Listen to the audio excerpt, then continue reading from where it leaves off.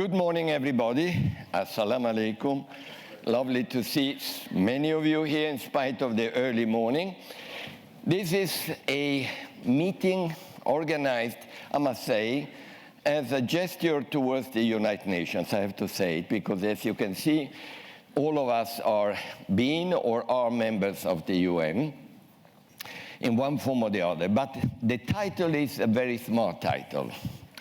The title is not talking about solution, but managing conflicts. It's not talking about just managing conflicts, but stabilization. It tells us something about what is the perception in many cases by the international community and public about what today perhaps the UN is able or expected to do.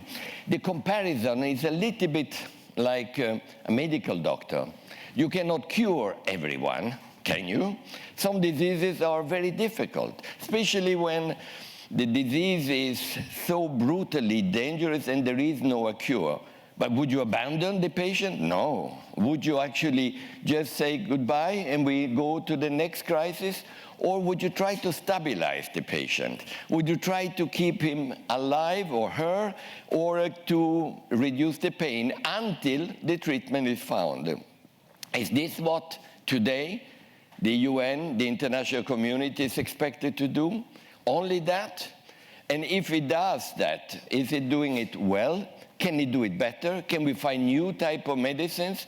That's basically what the debate is all about. It's a very dangerous moment in a way, because many in the international community and among the public are doubting. And we heard it yesterday about the UN, about the Arab League, about the EU, about many international well-established institutions, doubting, are they doing enough? Are they still useful? At the time when might is right, when a lot of unilateral, bilateral initiatives are taking place, all that we hope we'll be able to elaborate about among ourselves, starting with quite a team here with me. Well, starting with yourself, the general is Stefano Del Coll. He is in charge of our own mission, UNIFIL, and you know where it is in Lebanon. And he's been a very active general in many other operations before. So we'll look from the field point of view. Khaled Chiari is the new Assistant Secretary General, for me new because it's recent, but everything is relative, on what we call the DPPA, which is the Department of Political Affairs, meant to help the doctors to actually find new cures. Elizabeth Speer is our head of mission and acting head of mission, but at the same time, special representative for Cyprus, one of our oldest missions, in a delicate environment. And Miguel Angel Moratinos, well known to all of you, used to be foreign minister, has been also the EU special envoy for the Middle East, very well known to me and to everyone. And now he's in charge of a new dream, which is not a new dream, but a dream which has become, again, very active. The dialogue among civilizations, the alliance among civilizations. So let's start with one or two first comments. I will start with you, Elizabeth. Cyprus has been ongoing there, the UN mission, 55, 57 years? Long period, almost more than a half a century. There has been a lot of hope up and down that there will be a solution to this disease or conflict or whatever you want to call it. Instead, that has not yet taken place. And people are wondering sometimes, what is the mission really doing? Stabilizing, marking time, hoping for the best, changing something? Over to you. Yes, thank you very much, Staffan, and allow me to thank the organizers, ISPI and the government of Italy, for this wonderful event and for this panel. Very happy to be with a number of distinguished gentlemen on this panel and also to bring at least a little bit of gender balance to the proceedings this morning. That's why she's speaking first. Yes.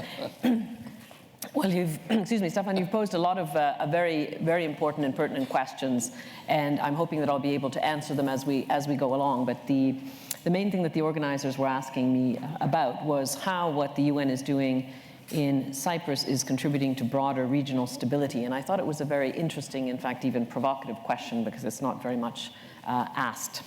I also want to, before I proceed, thank the government of Italy, because they're providing 4 carabinieri to UNFICYP, the UN peacekeeping mission in Cyprus right now as we speak. And in terms of where we are with Cyprus and how it relates to broader regional stability, of course, Cyprus is an EU member state, so it's considered and is a part of Europe. But geographically, as we know, it's part of the Eastern Mediterranean, and in terms of the security atmosphere, it is very much in the region and affected by the region. And it's quite interesting because in Cyprus, if you were to ask many Cypriots, I don't think they think too often about what is happening in the region and how it might affect them directly. I think that's partly a symptom of being an island and feeling in a way insulated from everything that's going on. But I can tell you there are several things that increasingly are affecting the stability on the island, potentially at least, from the region. One is the wave of irregular migration that is troubling to a lot of countries in Europe. In Cyprus, it's quite interesting. The numbers of irregular migrants that are coming are not very high compared to many other countries in Europe. But per capita, they have been the highest arrivals for the last 3 years running in the European Union, and that is causing tensions, and that is stretching the capacity of the government on the ground. So that is coming primarily from the region. And a second just incident that illustrates how, even as an island, Cyprus is not immune from the region, was an incident that happened a number of months ago in the north, where a stray missile fell and exploded. Luckily, there were no casualties, and the damage was limited. But it was a reminder how what's going on in our region in the Eastern Mediterranean, whether we're in an EU country or not, whether we're an island or not, has its impact. So that's simply to say how the region affects or can affect Cyprus. Now, how does Cyprus affect the region, or how can Cyprus affect the broader regional stability, which was the question that was posed to me? Well, I think I have to start by just recalling very quickly the situation in Cyprus. I think in many ways Cyprus is one of our forgotten conflicts because it's been going on for such a long time. But UNFICYP, as Staffan de Mistura very rightly said, the UN peacekeeping mission, UN peacekeeping force in Cyprus has been on the island for a long time. We were first dispatched to Cyprus in 1964, pursuant to a Security Council resolution, because of violence and internal strife between the Greek Cypriot and the Turkish Cypriot communities. After a number of years, the next crisis was a coup and a military intervention by Turkey. That was in 1974. And since then, we've had a de facto division of the island. So the majority of the Greek Cypriots living in the south, the majority of the Turkish Cypriots living in the north. Something that people probably don't know about Cyprus as well is that it's a very militarized island. So that for this small population, you actually have a lot of military and a lot of arms. And finally, something to keep in mind is that the Cyprus issue draws in a number of other actors, regional actors, and I would even say international actors or countries from broader scope. But in the first instance, you have what are known as guarantor countries, so Greece, very much Turkey, and even the UK also involved. So with all of this going on, UNFICYP has, I would argue, contributed to Cyprus remaining an island of relative stability. There are people who would say, well, is Cyprus stable and relatively calm because of the UN, or maybe in spite of the UN being there? I would argue because. But the fact remains that we have not had an incident linked, a violent incident, a fatal incident linked to the conflict since 1996 on Cyprus. We have been there, and I believe that we have contributed to that calm and stability. And when you see such an unstable region that we are unfortunately in right now in the Eastern Mediterranean, maintaining this literally island of stability in the middle of what is a fairly unstable region, making sure that one of the strongest links in the security chain in the region remains a strong link and is not weakened, I think is very important, something to take into account. Now, I see I'm actually running out of time. Let me just say quickly what are some of the things that we do, and then I will pass it on to someone else. Just simply to say that how does the peacekeeping mission do its role and contribute to stability, contribute something to the island, and contribute towards peace? Basically, we talk about our work as contributing to conditions conducive to an eventual successful political settlement on the island. And this is very much in line with something that I'm sure my colleague will mention in a moment from DPPA, Action for Peacekeeping. Basically, there is now a commitment and a pact, if you will, between the Secretariat, peacekeeping missions on the ground, and member states, that the main reason that peacekeeping missions should be on the ground is to help towards eventual sustainable political solutions. We are doing that how are we doing that? We're doing it in two major ways. One is to keep calm and stability in and around a 180-kilometer long buffer zone, and the second is working with Cypriots from across the divide to meet, to cooperate, and to create a constituency for peace, because ultimately the people need to decide that they want peace. Thank you. Thank you. Thank you very much. Well, now we move to another field operation, DPKO, in Lebanon. You know Lebanon is currently very much on our news and our hearts, but you have been there, not you personally, Stefano, but the mission for what, 41, 42 years? 41, yeah. There you are. Now, you also have to explain to all of us, is that been too long? Are we getting into a routine? Are we sleeping there waiting for something to happen? Or are we making a difference? Over to you. Yeah, thank you, Stefan. I will limit my intervention to the Lebanon Grazie, Staff. conflict that goes back, as we say, several decades ago, when UNIFIL has been dealing with 1978, so 31 years. But in the current incarnation, we are working under Resolution 1701, so after the 2006 devastating war. And our deployment is, I'd like to stress that, is on request of the government of Lebanon, and that we have to renew the mandate every year, so it means at the end of August.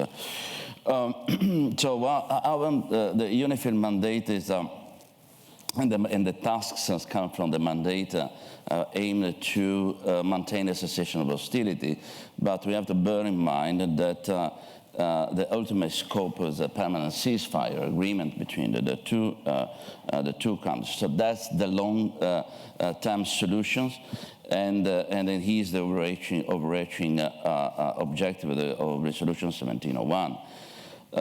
As we heard from the stage yesterday, for the Minister of Foreign Affairs and for others yesterday afternoon, right now Lebanon is currently in the grip of a severe political and economic crisis.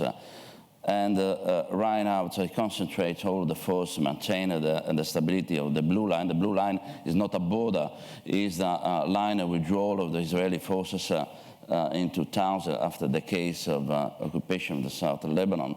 So it's not a border because technically the two countries are still on war. And as I said, we in 2006, with the under the resolution 1701. Also, the Lebanese armed forces arrived in the south of Lebanon, but right now they are deployed elsewhere. Concentrating in the internal, managing the internal crisis, and also in the east part, in the border with Syria. So UNIFIL actually is capable to maintain the safe and secure environment on the side, but the trust, as I say many times, of our forces to build a locally sustainable mechanism for enduring peace. So we can have 13 of peace and stability on south of Lebanon, but the ultimate goal is to build enduring peace. Also on the south part of the blue line, as we have also heard from yesterday meetings, Israel also is witnessing a political statement, being unable to form a government after 2 elections. So the situation is quite tense, and we have to deal with in the two countries with the political turmoil. So zooming out, the region remains a flux, and it's still early to tell when and what configuration the next equilibrium will be achieved. First, let me say that what will be the regional and global power dynamics in the new order. And the second, how the competing power interests will manifest the Lebanon-Israel equation. How the internal development in Lebanon and Israel will shape up, and last but not least, how all of this will impact on respective calculation of Israel, Lebanon, and Hezbollah. Right now, so UNIFIL is as I say in many imponderables, the one certainly is UNIFIL. UNIFIL is a factor of stability in that region and in the whole country. Look at what happened on the 1st of September. So there's a reflection in the turmoil around that are in the Middle East. So the Israeli launched an attack in Syria, and also we got a retaliation made by the Hezbollah. They launched 3 Cornet missile from our air operation down to the Israel against the one IDF vehicle. And there is an example of how fragile is the situation in Lebanon. And also, as Hezbollah says, the retaliation will happen in Syria, and the retaliation, the alleged drone strike in Beirut during the month of August. I'd like to, also to say that the regional development have generated a degree of skepticism. The skepticism that was a very idea of a UN peacekeeping. So someone can say, how useful is that? Exactly. To manage after 40 years in a peacekeeping mission in that region. But let me also to say that what the Secretary General said yesterday about the save of our peacekeeping mission around the world saved the life of millions of people. But anyway, we can come back on that. But UNIFIL is proving that we are where we are able to secure the commitment of party peacekeeping, then can deliver that. Where we have a robust combination, robust presence and military presence, a good footprint of military, but we are approaching the system in a holistic way. So it means we are conducting a lot of activities when dealing with the municipality and to understand the needs of the municipality. But we have a system, it's called a tripartite mechanism that I'm chairing every 6 weeks, and the all-in forum where the Lebanese and the Israel meet. It's an incredible system, and it works really well. And considering the regional turmoil, and then the picture where the two countries and the two states are still technical on war, every 6 weeks we have a meeting who represented both countries and traveling and dedicated to focus and maintain the situation stable and to resolve the small things that can happen around the blue line. Marking the blue line is another issue. So at the time when some people around the world they are questioning of the relevance of Sykes-Picot agreement and the borders, and then we have two enemy states working together and to mark the blue line in a proper way. And that is another goal that we are following and then we achieve, in many different areas on the blue line. Well, I'll say my time is finished. Anyway, the last but not least, Maritime Task Force has a unique mission that have also deployed the 6 ships controlling on the request the government of Lebanon, the territorial water. The Lebanese territorial water is really it can play a role and a critical stabilizer role on the potential hostilities to break out the sea due to the dispute of the maritime border and the offshore oil and gas resources. Thank you, Stefano. We'll get back because you won't get off the hook like that. Huh? We will have to go more deeply into this. Now, we are in need of a mission, of a vision. We need to be looking at things in a much different way, broader way. The patients are becoming many, and the doctors are here, but some doctors have been there for 40 years, 50 years. We need to be able to look at the patient differently. And the UN needs to reinvent its own role of being able to provide a vision.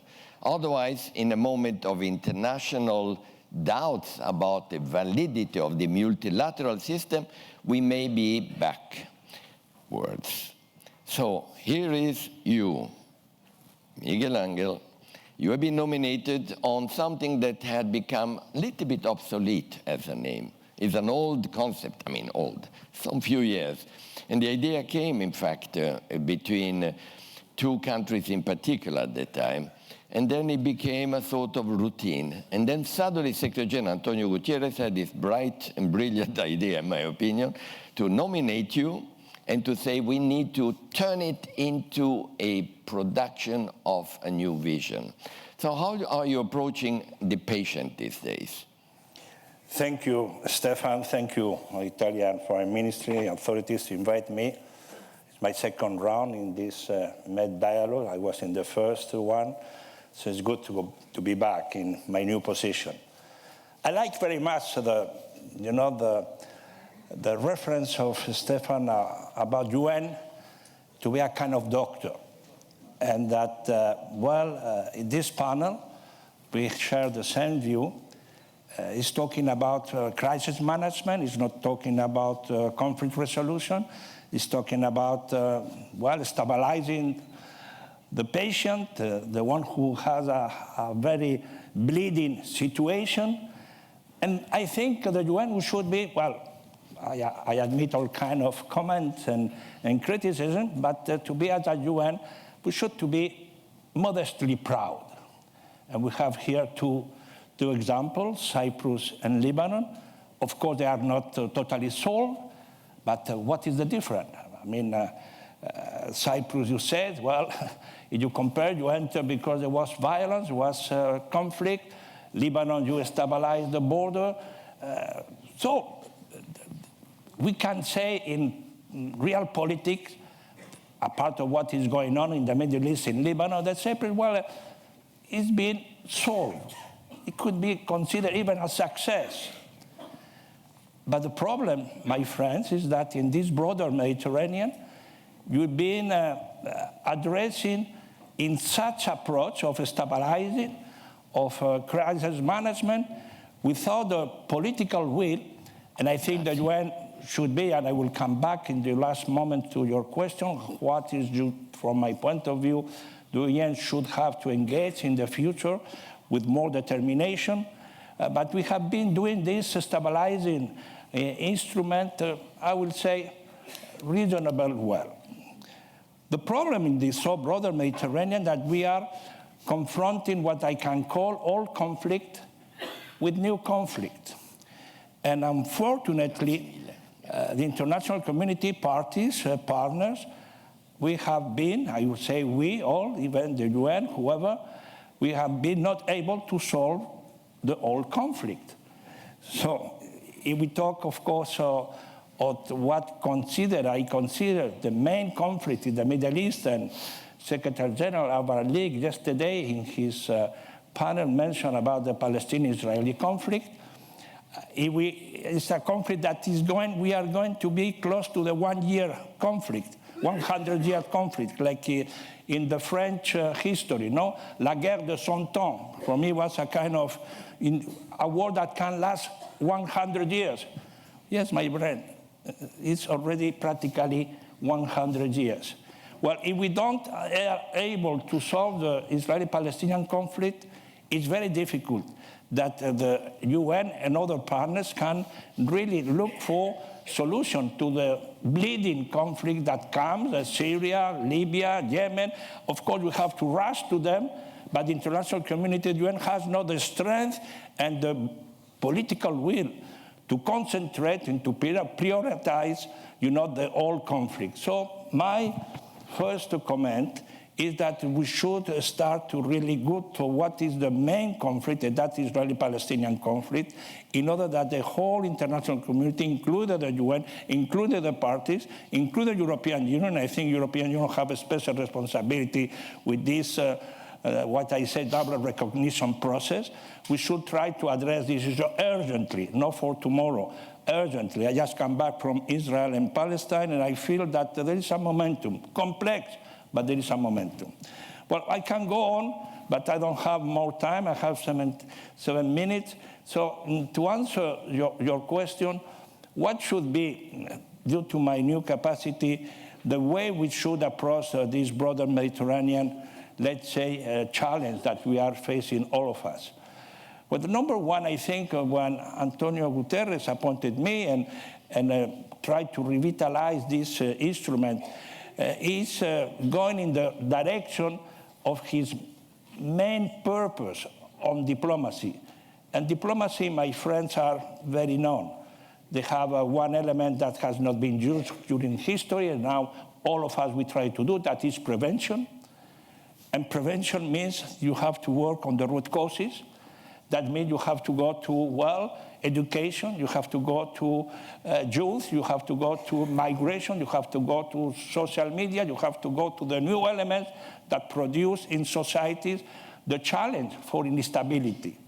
So prevention has not been part, unfortunately, in the broader Mediterranean as a fair element. So the Alliance of Civilization, modestly, because we are not going to do all the prevention, there are many UN entities that can do better than us, but we are part of this effort in prevention.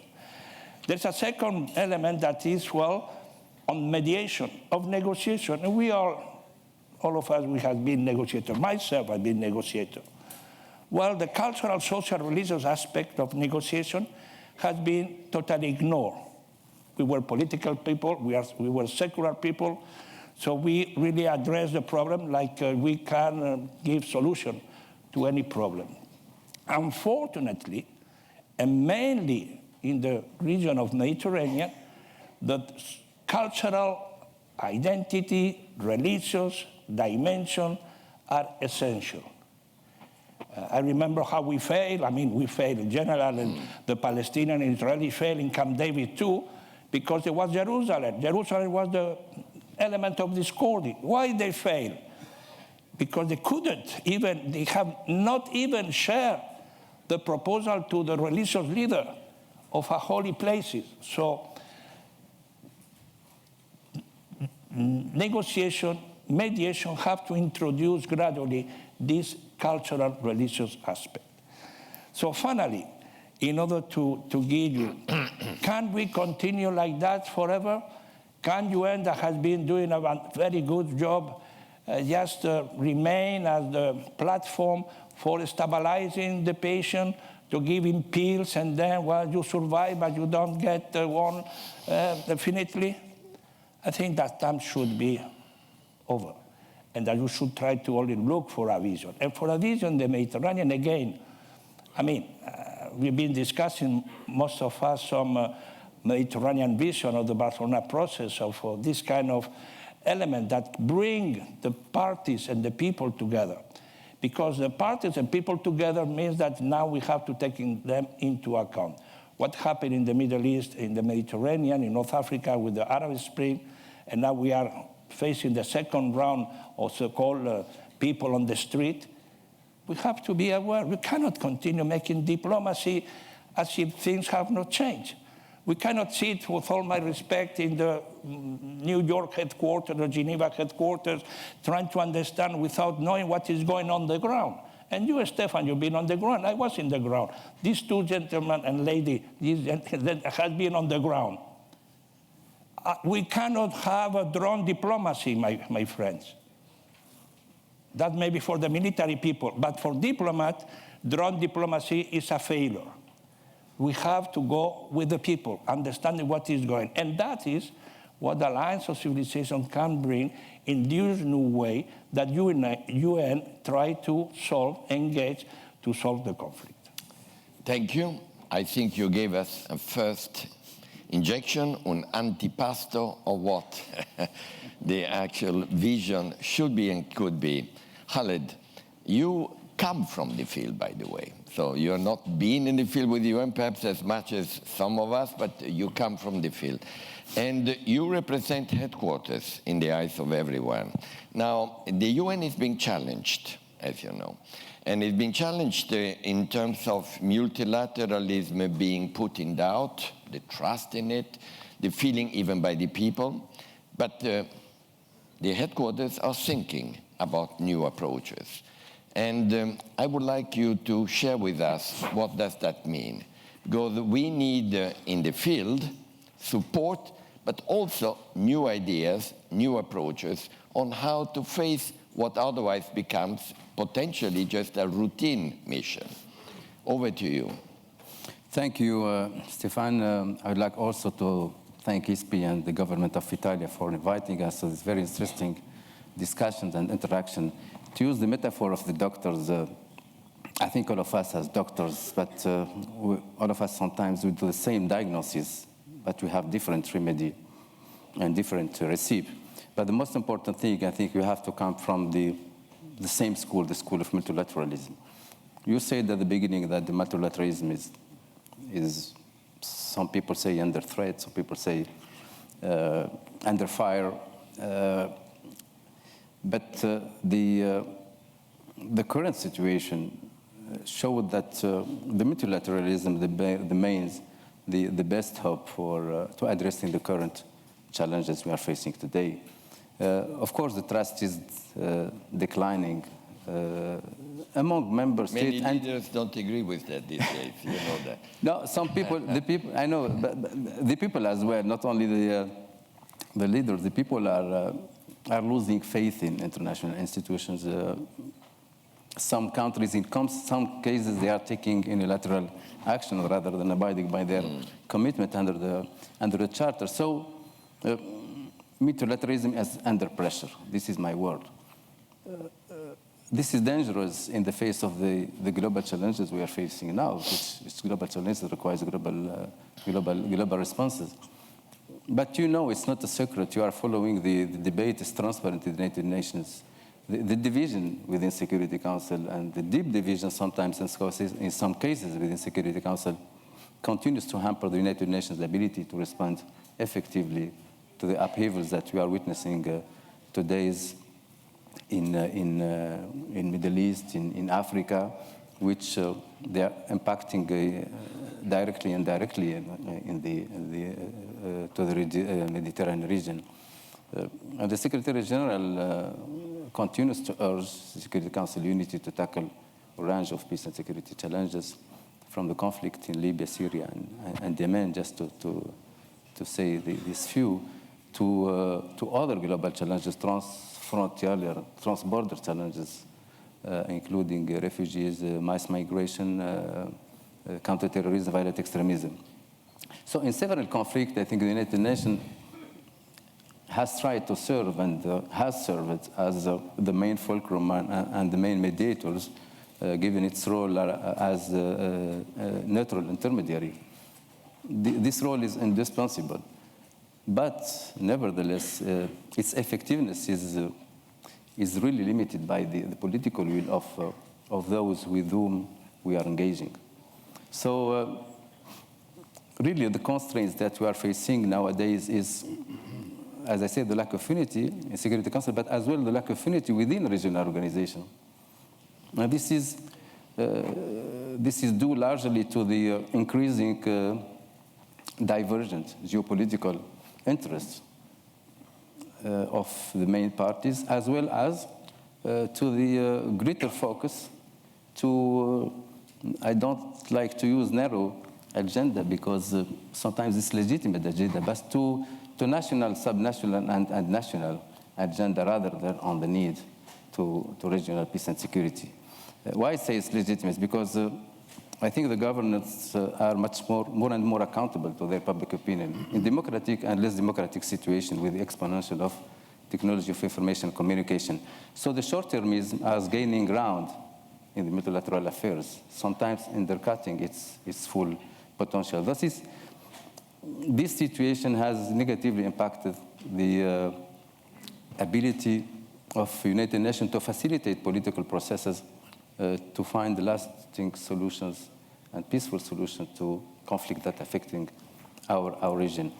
The Secretary General, of course, you know that just before coming to the Secretary General, I think before some regions begin to create sub-regional regional organization, the drafter of the United Nations, the drafter of the Charter of the United Nations, they write in the Charter the utility of regional arrangements as a first step for peaceful settlement of conflict. Before some countries and some regions put in place the regional arrangements, because they have the expertise, they have the knowledge, they have the value added they could bring. So Secretary General want to come back to these points and urging what he called the network of multilateralism. It means which features a closer cooperation between international institutions and regional organizations. Each one of them will bring on the table their advantage comparative, their expertise, their networking with the field, and their value added. But this is the first level of cooperation. There is a second level, which is the inclusive multilateralism. We're speaking a lot about inclusivity nowadays. It's not a fashionable word. It's really a necessity for sustainability of any peace process, of any political solution. So this is inclusivity, the inclusive multilateralism, it's in which not only international institutions and regional organizations are working closely, but this will encompass stakeholders such as business community, civil society, academia, parliament, think tanks, to help or to support our work, our effort in analysis problem, our efforts in developing strategies and policies, and implementation as well of those plans. There is no way that you ask these stakeholders to wait you at the arrival of line, and they haven't been embarked in the process of negotiation, because they have the leverage, they have the power, they have the resources to contribute to the implementation of the agreed conclusion of the agreed agreements agreed upon by member states. The best example I think I have is Sustainable Development Goals. One of the best examples as well, the Climate Change Convention. Is very important that these people would be consulted at the beginning of the process. Thank you. Okay, now that we warmed up, let's get a little bit excited here, okay? Because you deserve to be a little bit stimulated by ourselves. So I go back to you, Miguel Angel, okay? Me? Right, yes, I do, because you are the so-called moral stimulation for the new creativity on how to respond to this crisis. So we just heard Khaled, referring to the issue about Security Council divisions. As you know, I didn't introduce myself. I'm Staffan Mistura. I used to be the special envoy in Iraq, Afghanistan, Lebanon, and Syria. And therefore, I've been going through, facing, especially on Syria, the divisions which happen to be in the Security Council. So I feel very strongly about it. What about this idea that the civil society is coming up with more and more and often? That is true. You cannot change the Security Council because the Security Council will not change itself. This is a standard and axiomatic position.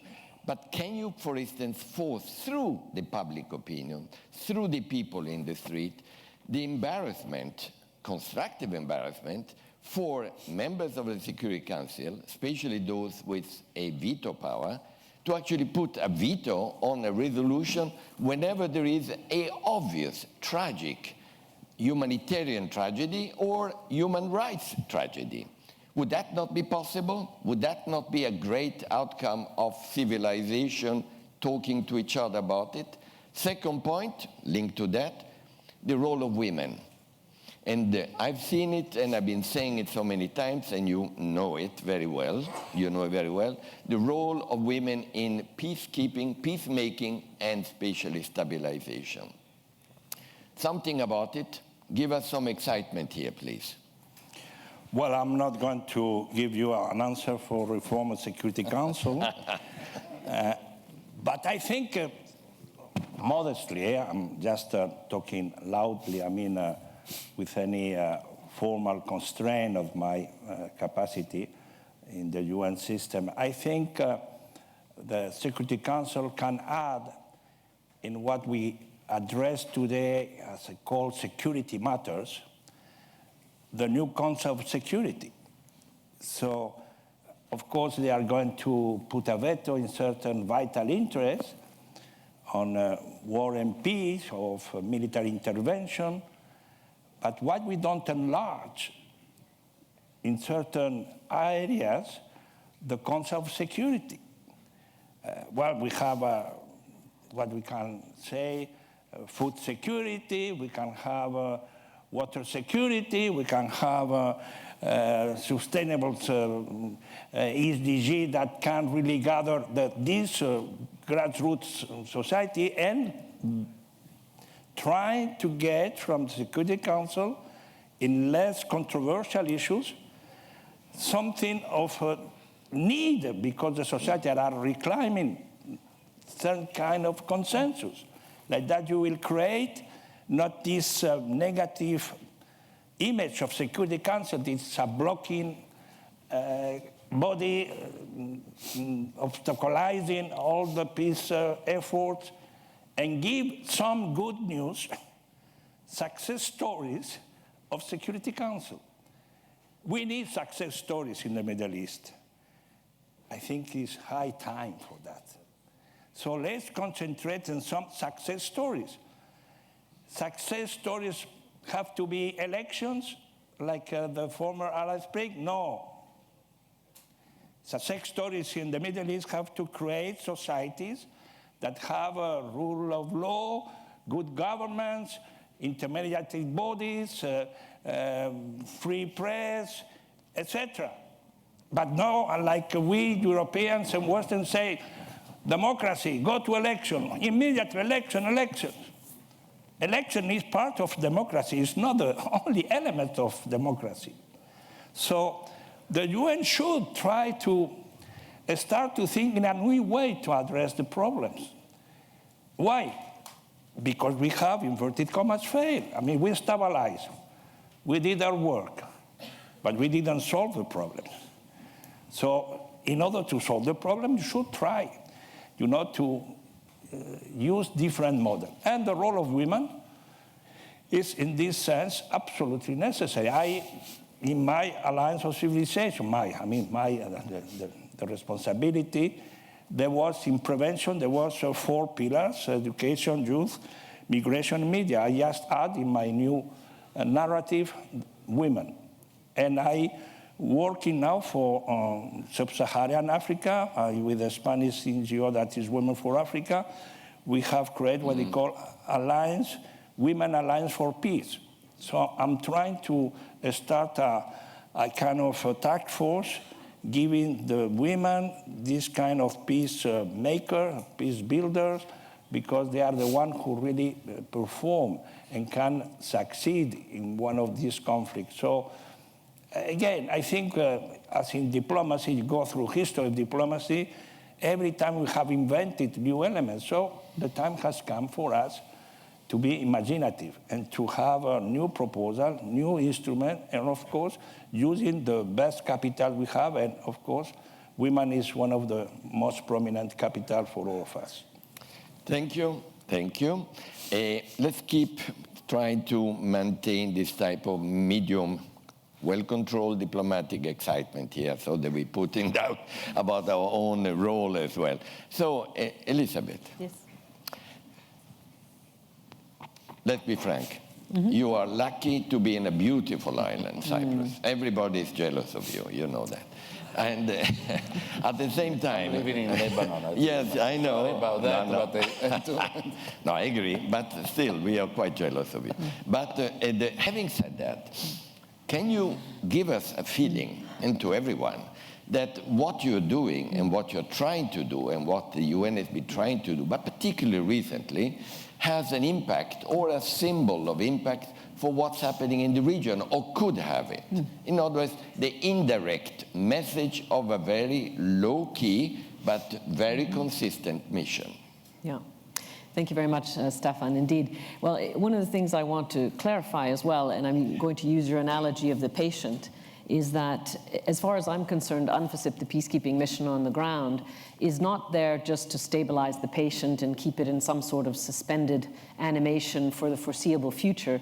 As I said earlier, it's to create the conditions that will allow the Cypriots and the other parties to the conflict to finally solve this long-standing political conundrum.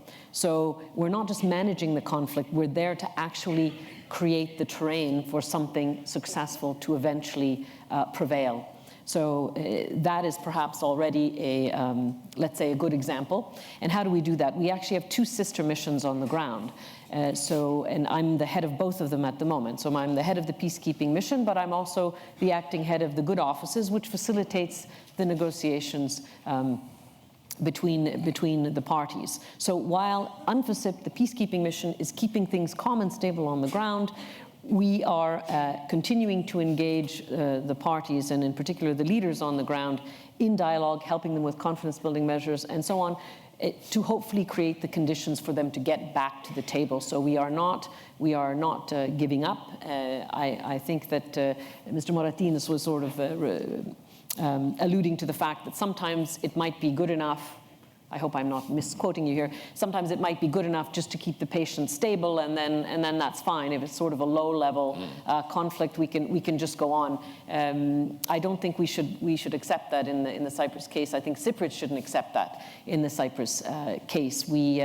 We were quite close to getting a strategic agreement 2.5 years ago that would have, I think, paved the way to a comprehensive solution. It's still within reach, and we need to get back to that. So how do I think we concretely contribute after all these years? I think one of the ways we've been doing that since the beginning, as I said, was to keep calm and stability in and around the buffer zone. Now, sometimes people say, well, what if UNFICYP just left tomorrow? So what? What are they going to kill each other? I would say, be very careful what you wish for. There is a buffer zone, as I said, 180 kilometers long, up to 7 kilometers wide. There's competition for those the land in the middle. There are about 1,000 troops armed on either side of the buffer zone, and some civilian activity could actually provoke one of the armies to do something. You don't know.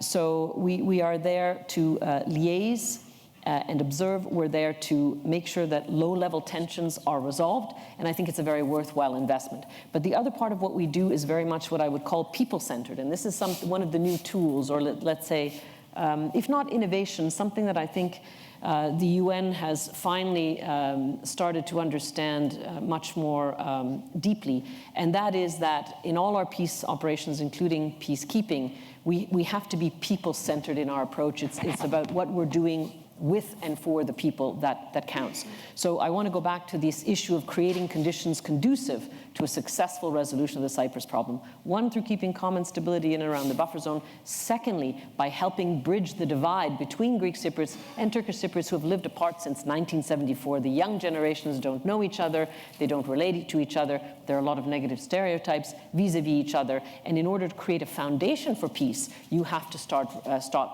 reverting that. I also want to add, in terms of your question on women in peace processes, that for me as well, a very important part of creating sustainable political solutions is involving women much more deeply and consistently in peace processes. So one of the things we're doing as UNFICYP is that we are working with women's groups across the island, trying to see how they can get more involved in the peace process.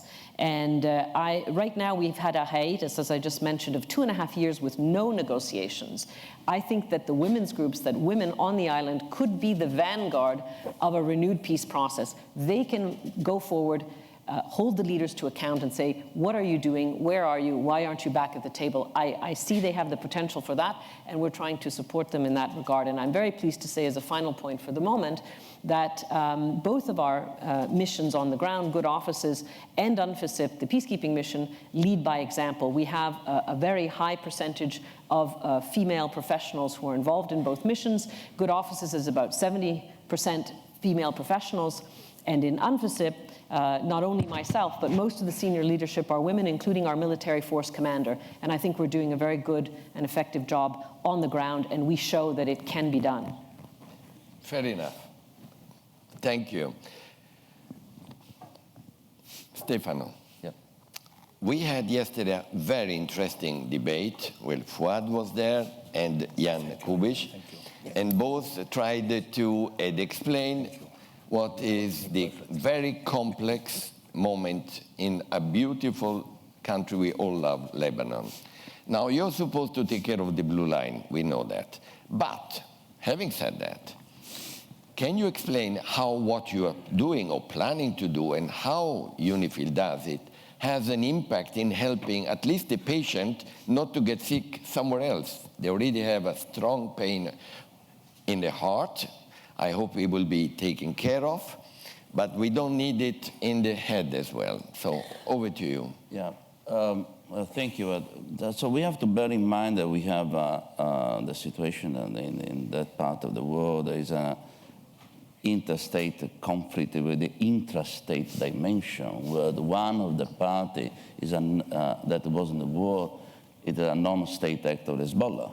So we have to consider how the dimension of the complexity of the situation there.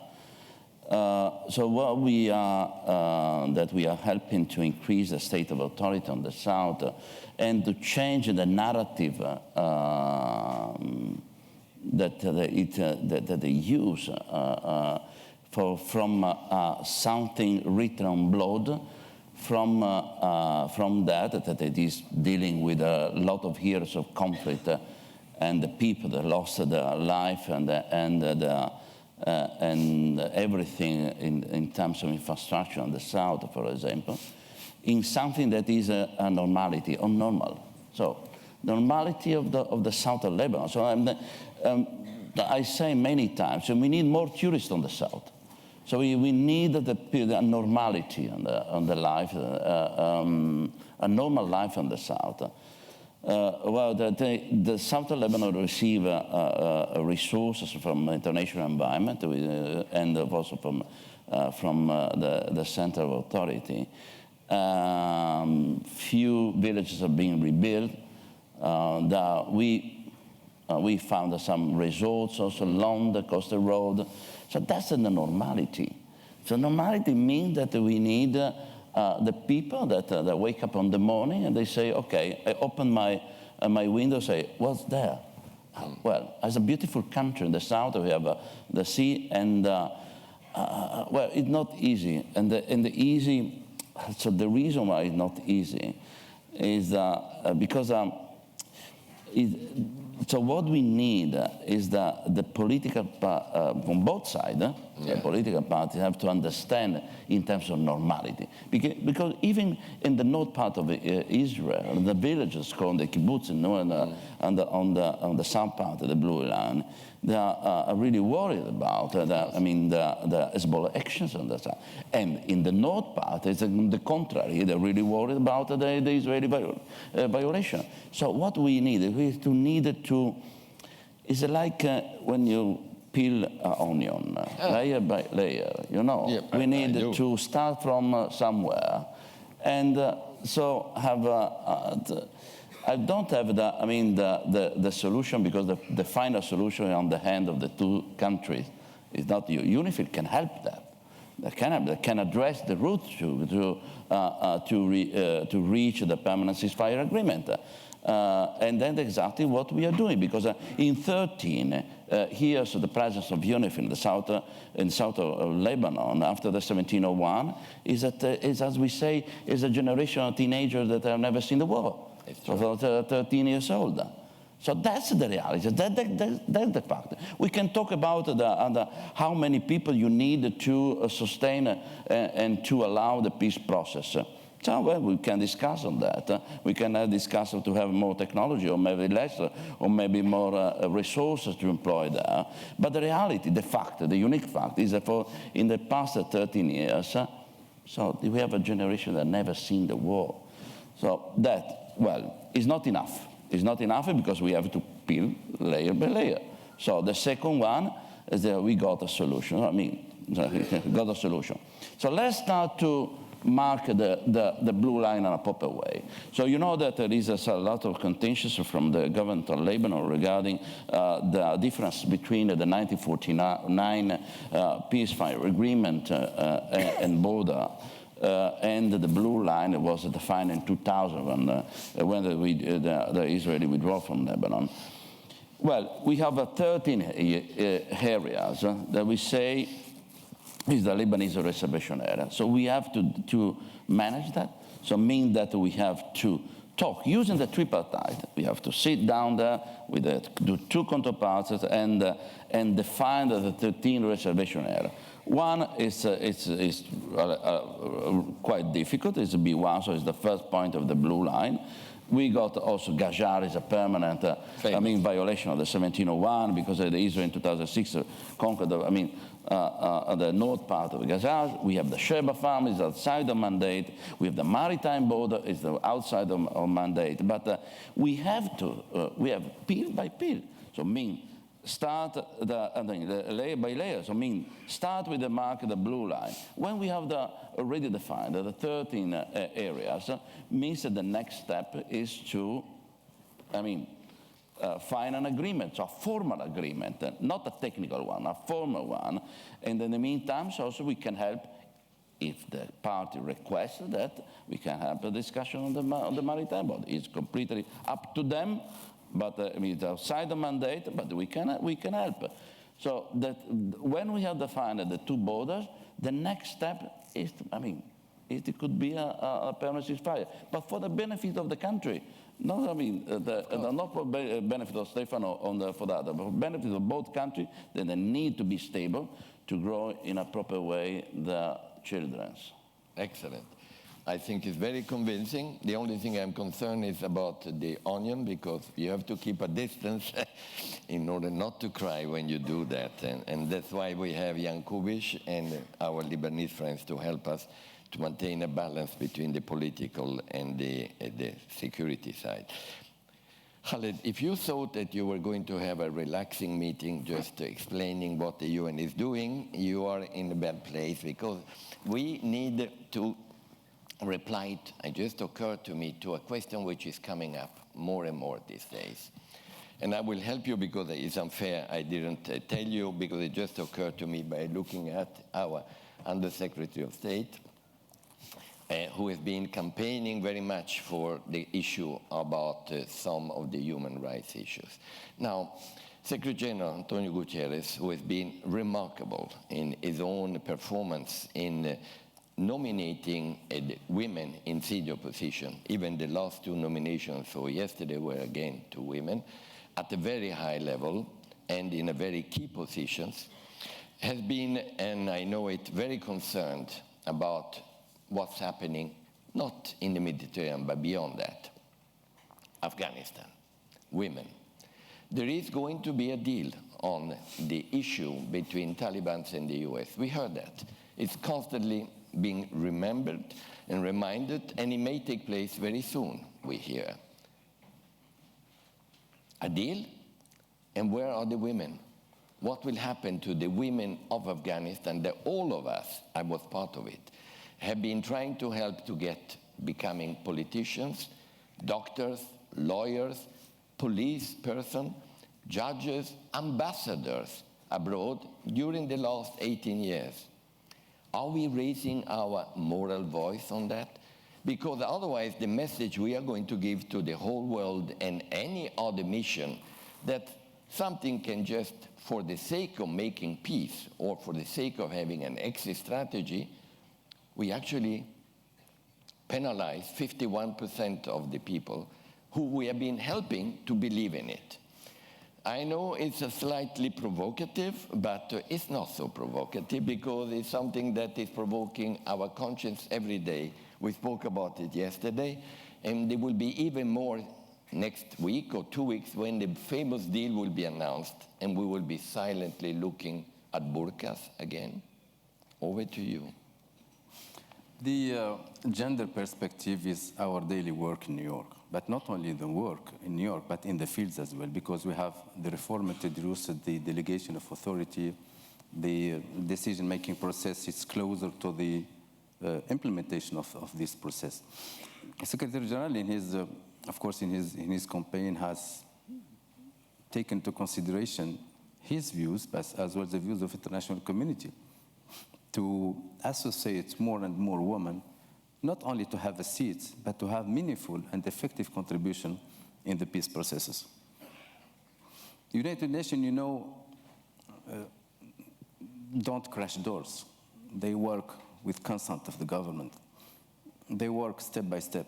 They work progressively. Sometimes we say it's baby step, it's not enough, but baby step is very important in the case of Afghanistan. Last time, the Deputy Secretary General went in Afghanistan with Under Secretary General for Political Affairs, and they have had several meetings about this. And we have now several meetings in following up what's happening there. The process has begun before the consultations, inter-Afghan consultation on Taliban consultations. The situation is not easy. Things cannot change in Afghanistan overnight, not only in Afghanistan, but others as well. But we are pushing, we are trying to explain to the Afghan colleague that studies have showed that for the sustainability of any peace process, women should be on the table. The ambassador, permanent representative of Afghanistan in New York is a lady. I know. They have several qualified people, skillful people. They are not there. They are not where they should be for the time being. I think a question of time. The government has other urgent priorities. The international communities is working for reducing violence. In reducing violence, of course, they aim to protect the most vulnerable people there in Afghanistan, which are the women and the children. A peace process is very complicated, particularly in Afghanistan, and this is our first mission in the United Nations, is the peace process, is political solution. We are doing, we're having the same position. This is a constant position for us in the United Nations. We try to push countries, not only in Afghanistan. We have the example of Yemen as well. We have the example in some African countries. We have the example in Libya as well. So it's constant position. This is our parameter in negotiations, because we do believe it's a question of women rights, it's a question of human rights, as this question as well of sustainability of any peace process. Thank you. Well, we still have 10 minutes, I understand. Is that correct? So before giving 1 minute each, I enjoy a lot, by the way. It's the first time I'm not being asked a question, but I can ask questions, so I'm being a little bit naughty, I have to say. But it's a privilege that ISPI has given us once. No. We may get 2 or 3. I see 1 or 2 hands, so I saw a hand there. Can you qualify yourself and then ask a short question? Go ahead. Speak loudly, then, yes. Oh, we need a microphone. Okay, yeah. Omel Patrick, journalist. You've been talking a lot about, some of you, a new vision and a holistic vision. And I haven't seen it in the program, and you haven't talked about something very important, which is the role or the issue of persecuted, especially Christians, the most persecuted group in the world, maybe not only religious. And there are also Assyrians, Yazidis, Chaldean ethnicities persecuted still, even after ISIS.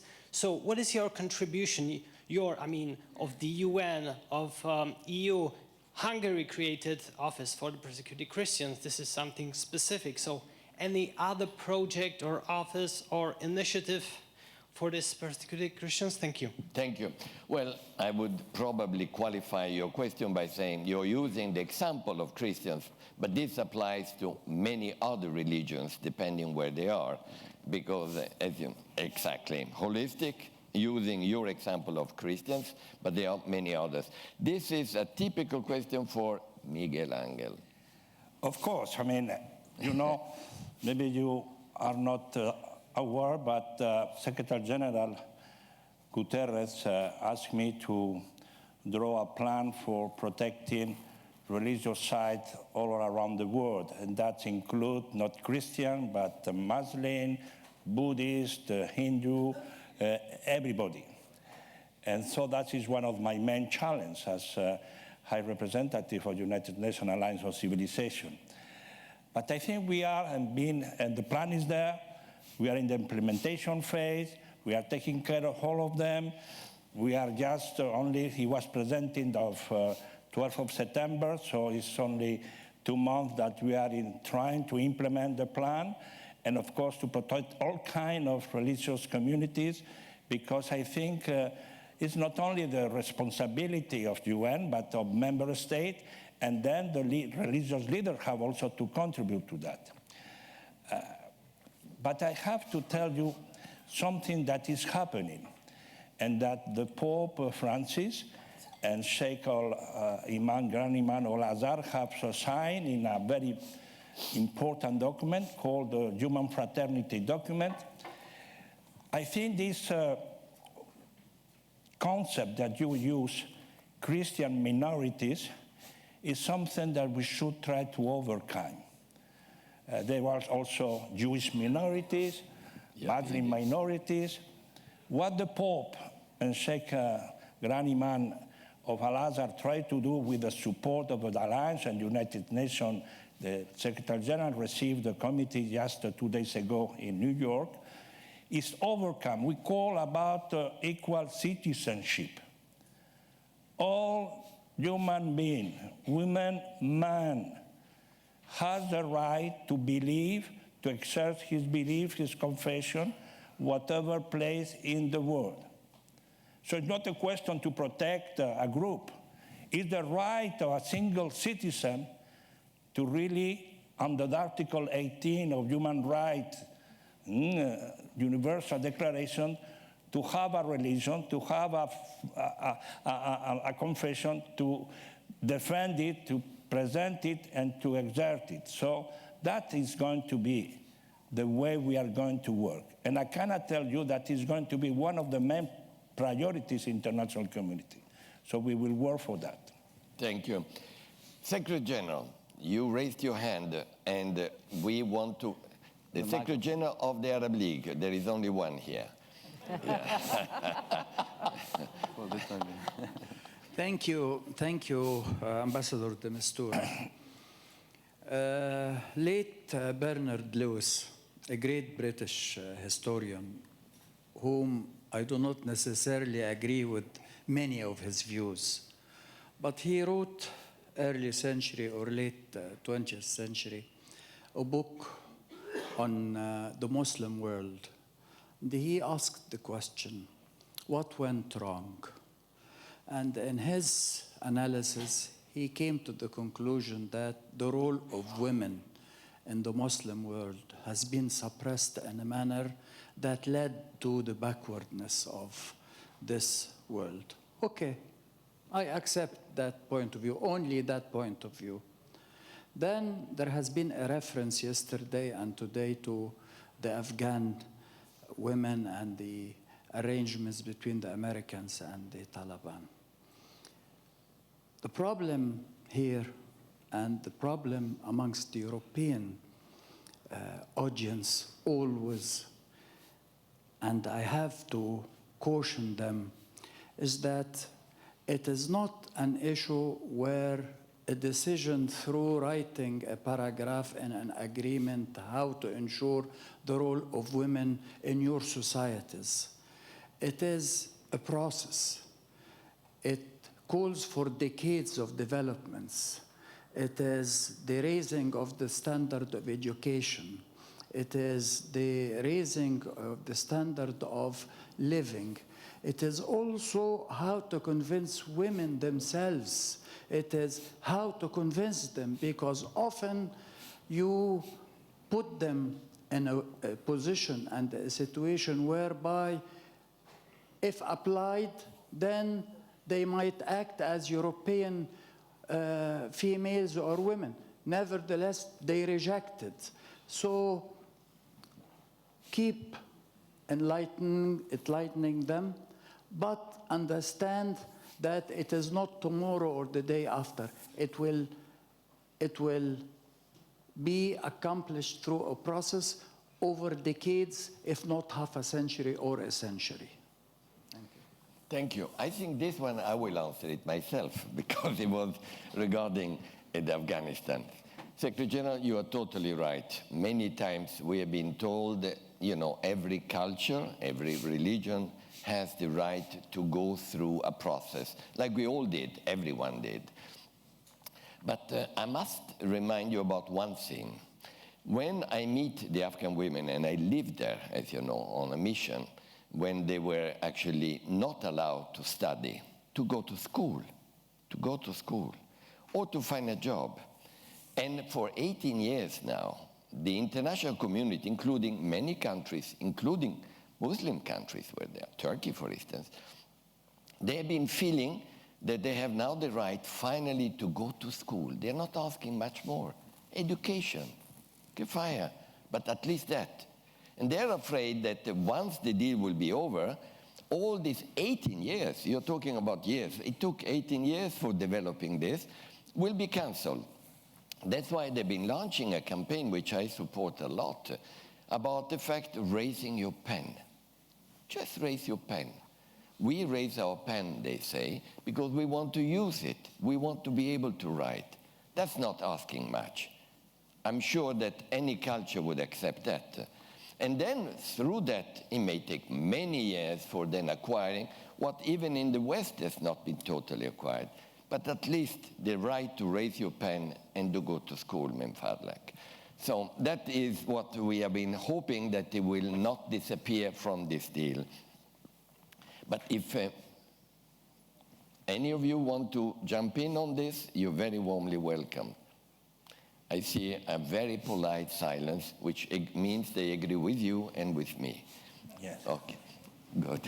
Shall we then go on the last question, and then we go into 1 minute, if we do have the time.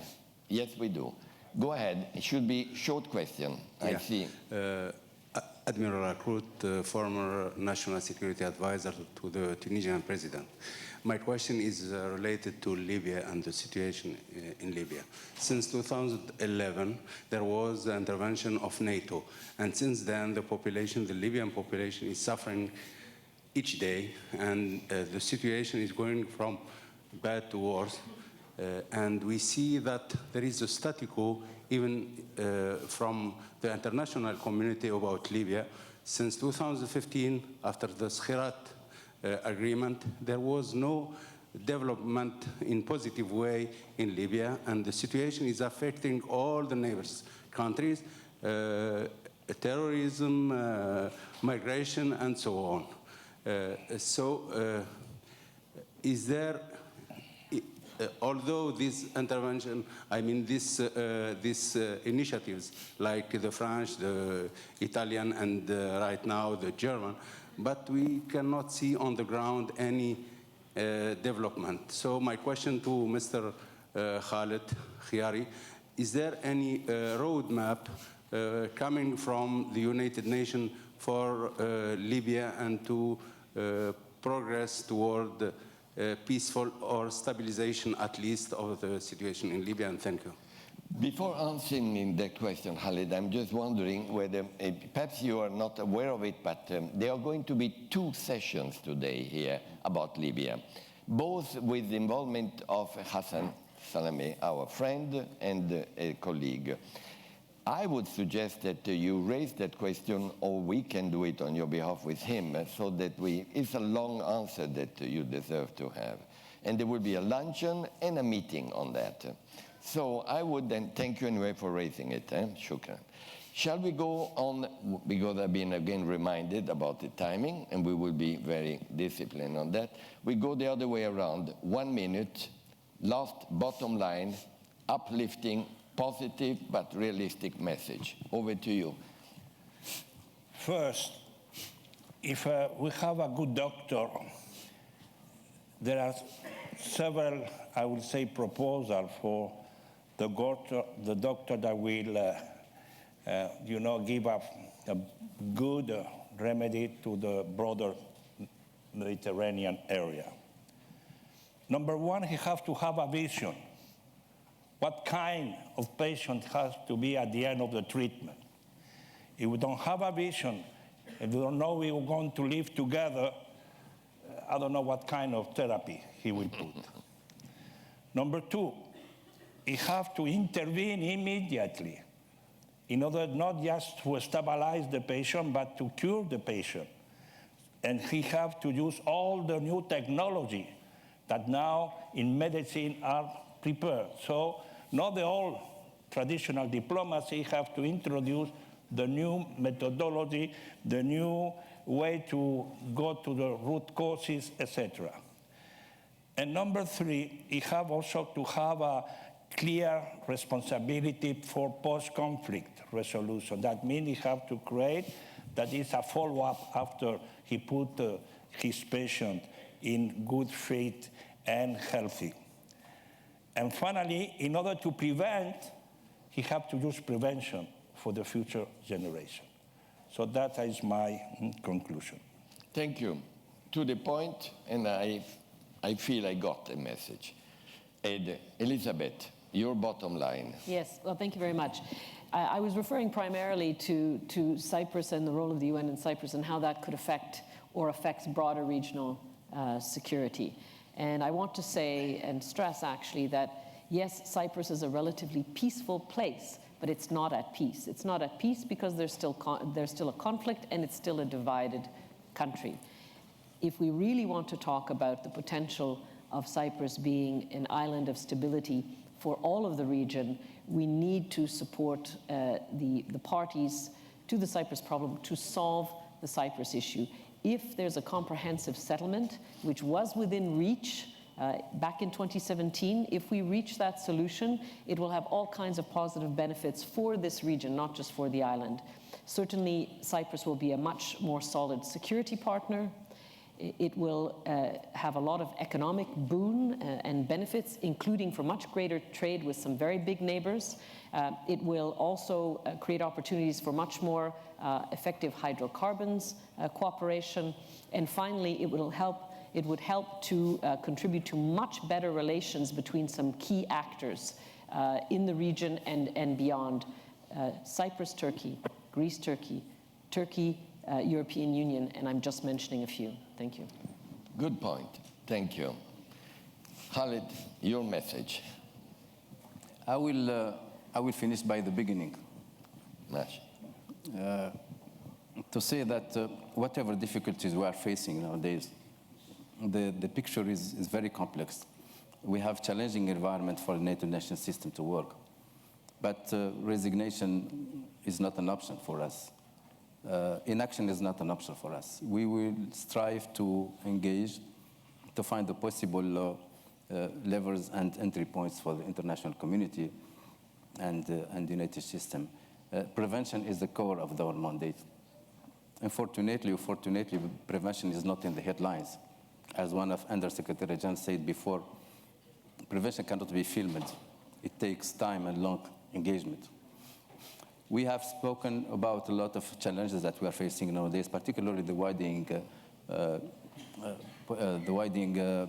geopolitical fault lines. And as you have said, some of you have, and the other session has spoken about the regression in democracy and the regression in human rights as well. So we think that we do believe that the international cooperation is more important than ever. And multilateralism should be the main matrix of this international cooperation. Thank you. Stefano. Oh, well, so actually, I don't want to remain with many onions on my hands, but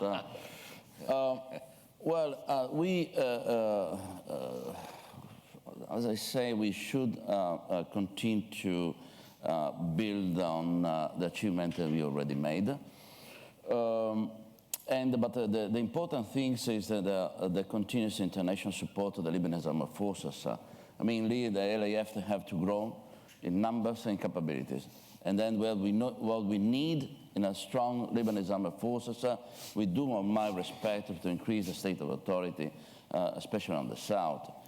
Well, after that, we can pass the limitation of the borders, and as I already said. And during my talks with the authorities there, I already said I'm really happy to remain alive when the two authorities in the south and north part of the Blue Line will sit in our building. It's called the tripartite building, and sign a ceasefire agreement. So that's the ultimate scope of UNIFIL, and then I'd like to be present at that important moment sooner or later.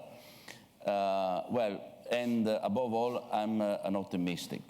So that's what I am. And then my dream is that. Thank you. Well, my own bottom line, based on what we heard, is first of all, the UN is not perfect, but it's the only doctor really available. And the patient has not been saved all the time, but that's why doctors don't resign, don't give up. Otherwise, what would be the role of a doctor? That doesn't mean we should not develop new techniques, new antibiotics, and never lose hope. It's not perfect, but we don't have anything better. Thank you very much for being with us. Thank you. Thank you, sir. Ladies and gentlemen, please remain seated as we start next session right away. So please remain seated and make the central corridor free. Thank you.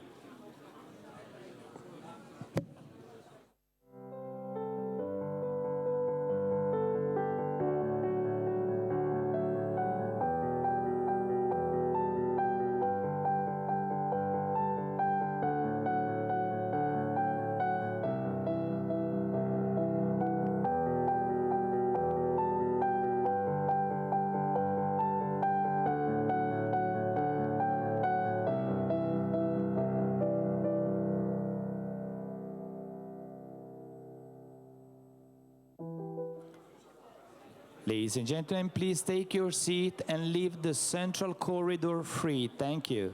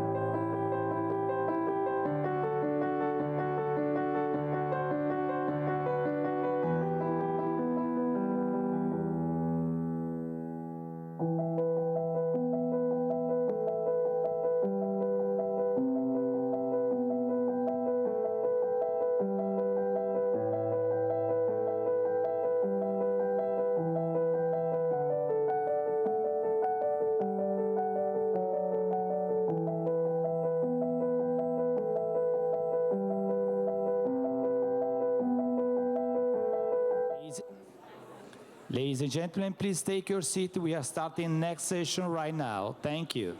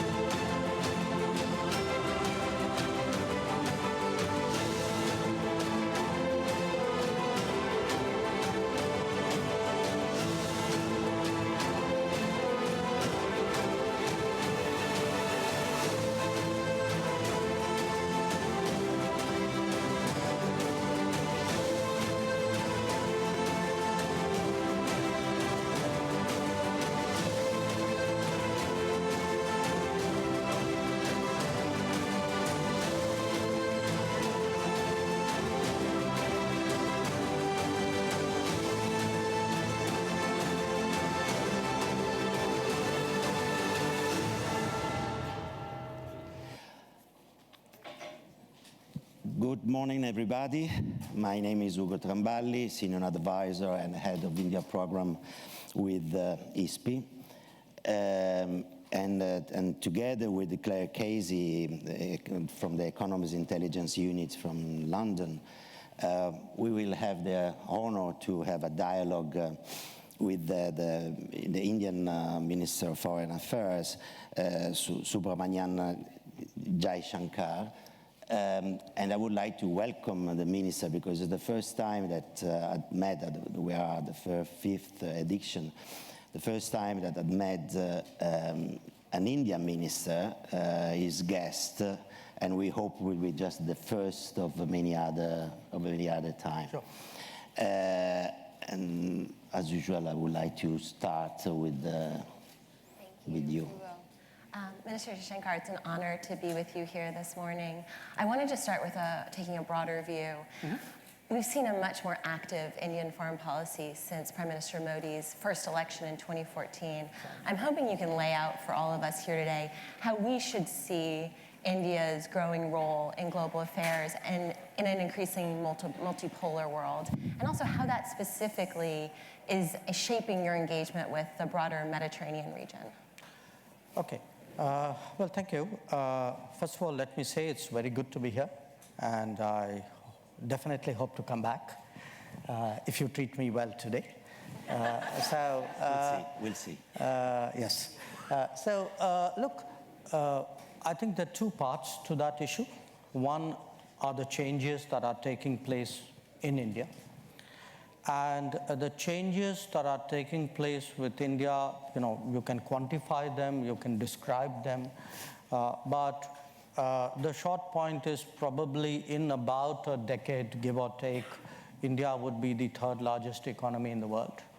In about 5 years, India would be the most populous country in the world. India definitely is externalizing at a faster rate. What is happening in India is having an impact in the rest of the world. I mean, even if you look at the Mediterranean itself, we have with Mediterranean countries today about $55 billion of trade. We have 530,000 Indians who live around the Mediterranean, about half of them in Italy. We have about 450 Indian companies operating in the Mediterranean zone. I say that to underline that in terms of India's capabilities, in terms of India's engagement with the world, that's growing. And that's a trend which will keep going. The second is what's happening in the world. And what's happening in the world is that the world is, you use the word multipolar. It's not only moving towards more multipolarity, it's also moving towards less multilateralism. So you have more players and weaker rules.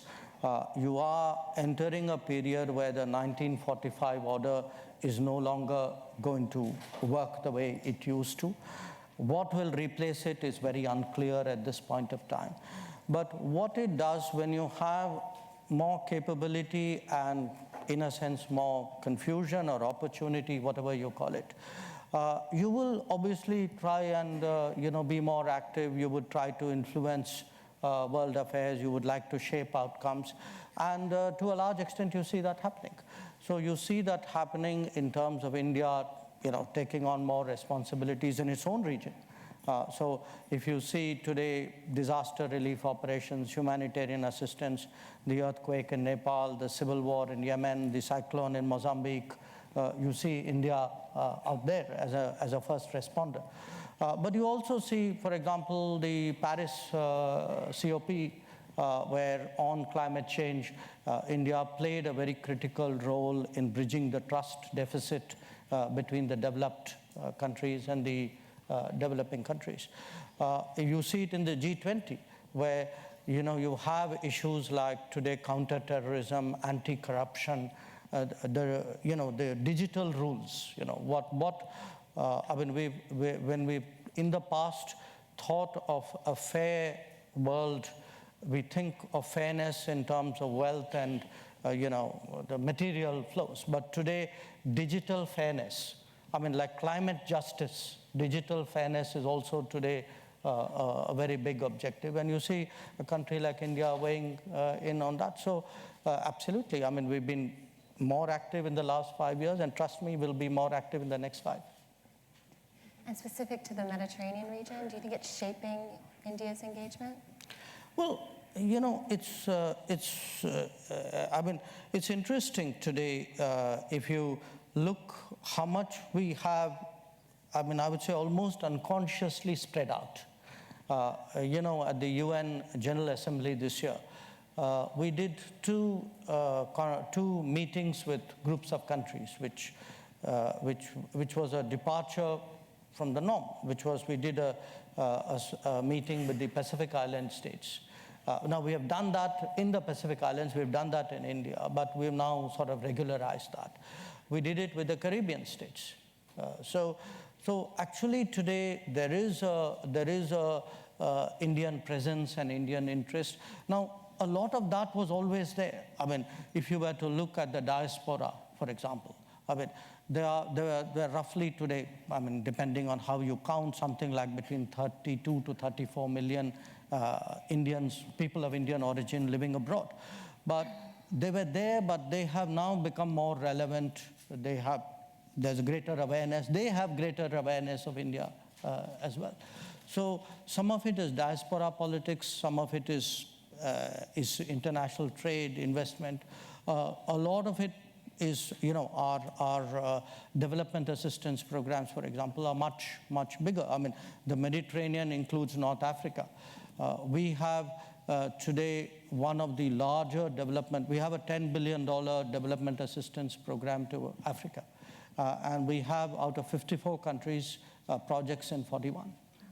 So what is happening is, in a sense, I would say the world is pulling us. We are also pushing. Some of it is happening, the natural unfolding of a big economy. And you saw that happen with China a decade before. I mean, China is very different. The models are different. The way of working is different. I grant you all that. But the fact is, when a big country kind of goes up in the international order, you will see its implications, the ripple impact across the world. Minister Jaishankar, let's focus a little bit, let's remain a little bit on the MENA region. You are an outstanding diplomat. You've been ambassador in Beijing, ambassador in Washington, D.C. India has many friends, a few foes, and no allies. From Jawaharlal Nehru to Narendra Modi, from Congress to BJP, you don't have allies. You prefer to act alone. Are you going to do the same in the MENA region, in the Mediterranean? So let me get that again. Many friends, few. Just a few, anybody. Many friends, few foes, no allies. No alliance. Okay. Look, that situation or that mindset was started, frankly, as a survival technique. Okay, it was a survival technique in the Cold War, when people didn't want, it was friend or foe, and therefore you had to be an ally of somebody, and we didn't want to be, okay, because having just regained our independence, you didn't want to sort of dilute your sovereignty by joining an alliance system. But my sense is what was a compulsion 60, 50 years ago, today is actually, frankly, a lifestyle. That if you have a multipolar world, where there are multiple sides, then actually, to my mind, the country that is best placed is the country, if you do a sort of a credit-debit view of the world, where your likability is higher and your dislikability is the least. And I think that's the kind of diplomatic sweet spot that countries should be aiming for. The fact that we have a tradition of being able to engage multiple sides at the same time, I think is today going to serve us well. It's a very interesting case where you develop the skill and the requirement comes later on in life, but you already have that skill. So we will, I hope, do well in this world. But, sorry, let me just follow up. But Chinese are acting in a different way. With the Silk Road in the Mediterranean, they buy ports, they buy companies, there is some sort also of a geopolitical side of the Chinese one. They look allied, not only just to try to make a business. Are you going to act on a different way than the Chinese with the large network of Silk Road? Well, look, let's look at what is common between India and China and what is not, what differentiates India and China. It's common that you have two large Asian civilizational states who 200 years ago were very important in the global economy, who had a very difficult 150 years, who now, once again, taking a more important place in the global order. And who have their own history and tradition and, culture and so on. So that's the common bit. But the fact is, anybody who's been to India and China will tell you these are two very different societies. They're organized on very different principles. The mindsets are very different. The beliefs are very different. Now, what happens when big countries kind of start projecting themselves in the global order? Broadly, what they do at home is what they'll do abroad. So if you were to ask me saying, why is China doing all these things? To me, it's very natural. That's what China was doing at home. That's the way they would extrapolate it outside into the world. And, it's for the Chinese to speak for themselves, but the fact is, in a competitive world, everybody will do what's in their interest and, do it their way.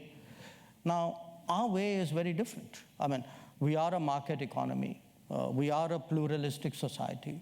We are a political democracy.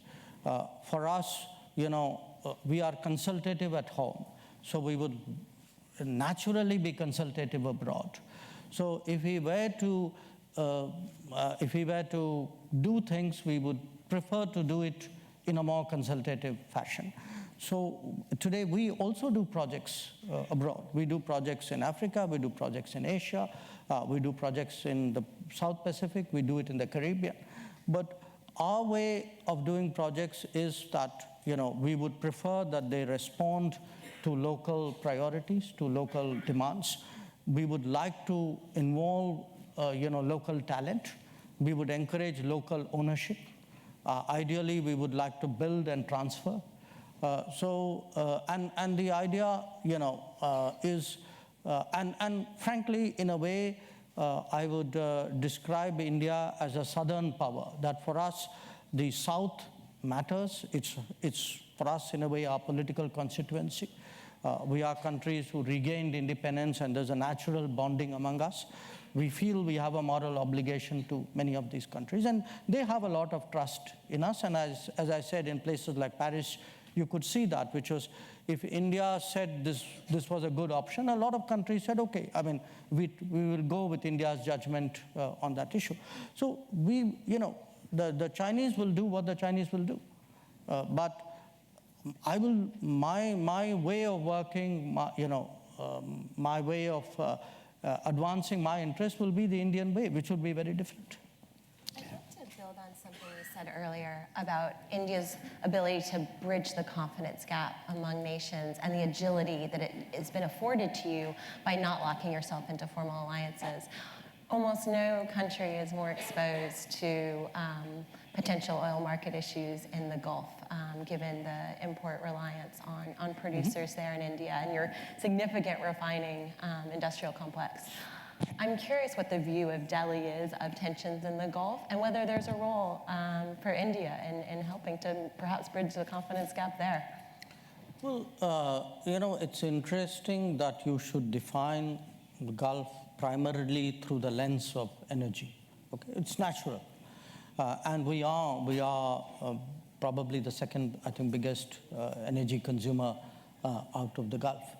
But I want to lay out for you a much more complex reality. Today, roughly about a third of India's trade partners. I mean, if I were to take the top 20 trade partners of India, I think 6 or 7 of them are in the Gulf. Okay. Our trade with the Gulf is more than our trade with Europe. We have about 9 million Indians working in the Gulf. So we have more Indians in the Gulf than the population of Austria. About 2/3 of our remittances come from the Gulf. About 2/3 of our oil comes from the Gulf. So, so for us, the Gulf is something which is much bigger.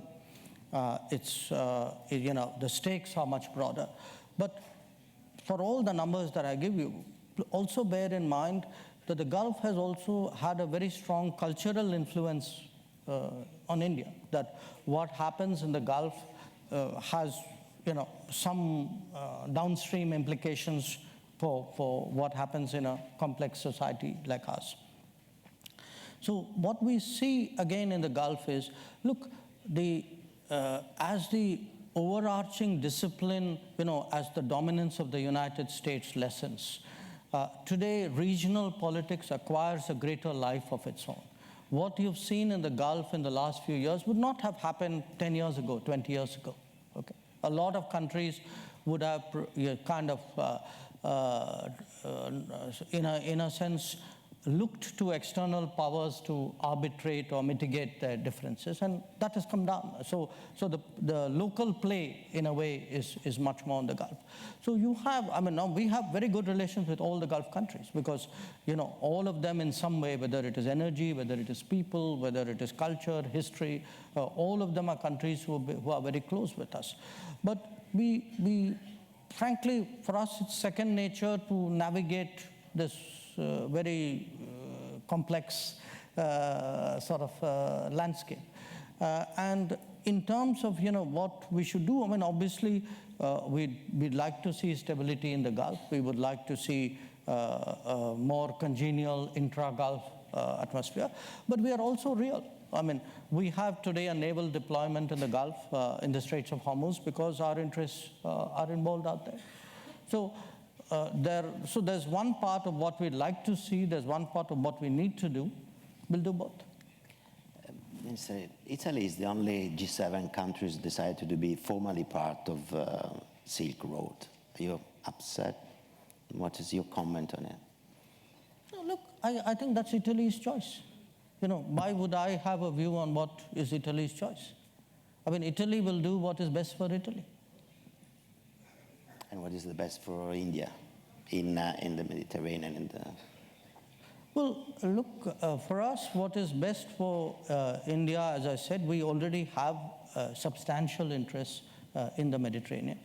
I see that growing. I see that growing because, as I said, I see the Indian economy growing. And I see, you know, a very sort of, shall I say, a part of economic development which is normally not discussed. You know, we all know that the world will be more digitized, okay? We use this phrase, knowledge economy, okay? What does knowledge economy mean? Knowledge economy actually means, in a sense, digitizing, digitizing and making intelligent sort of activities and objects.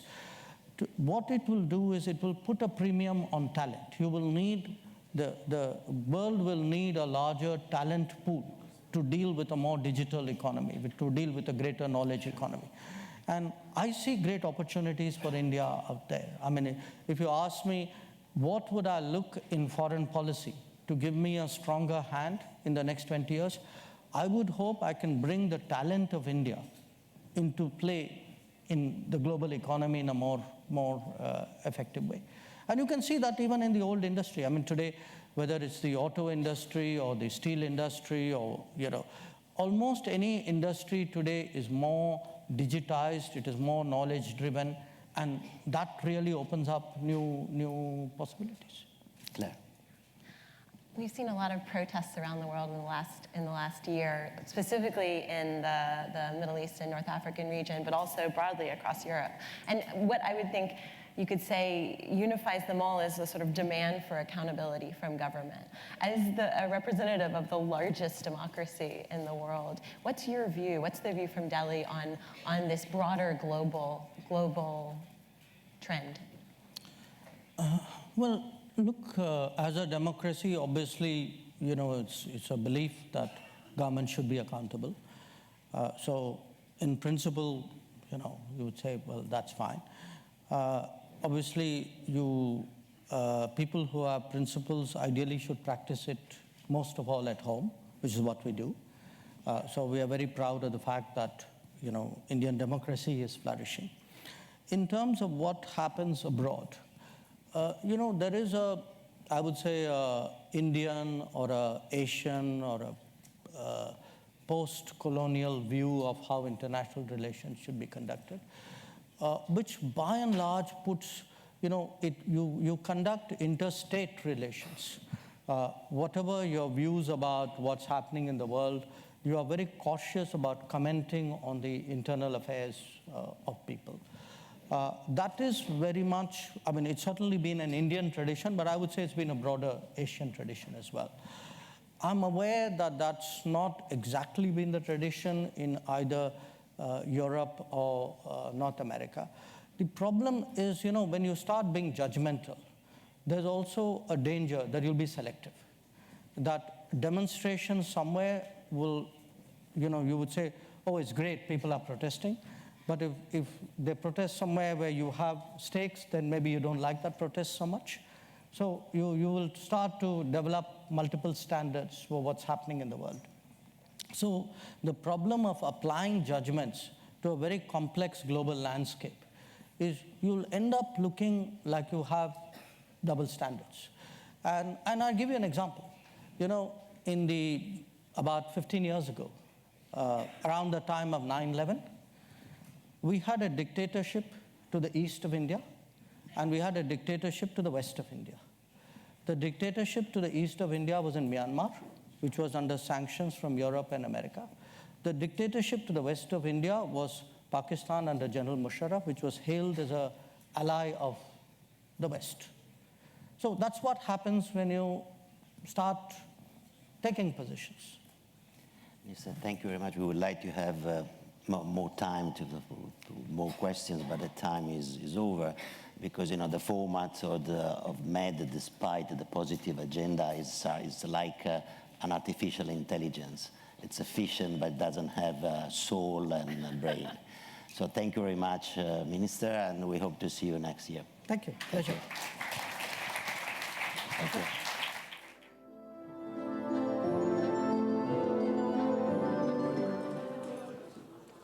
Ladies and gentlemen, please remain seated as we start next session right away. So please remain seated. Thank you.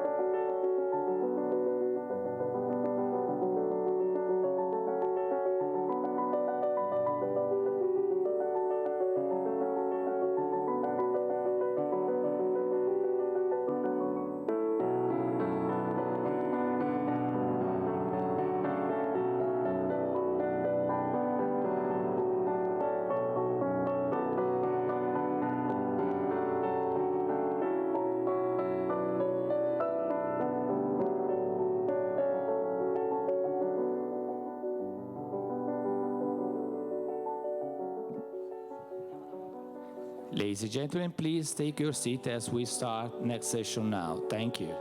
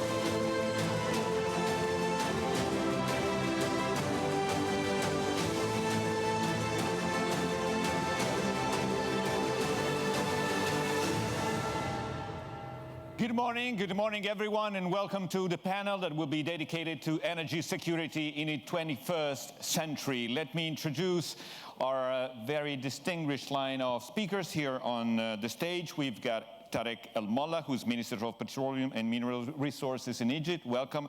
Also to Kostas Fragogiannis, who's Deputy Minister of Foreign Affairs, Greece, and in charge of economic diplomacy. Hossam Mutairi, he's the chair of the Sustainable Energy, Food and Water System Task Force at the King Abdullah Petroleum Studies and Research Center, and Tula Onofrio, who's president of Cyprus Hydrocarbons Company, and Dr. Sun Xiansheng, who's Secretary General of the International Energy Forum.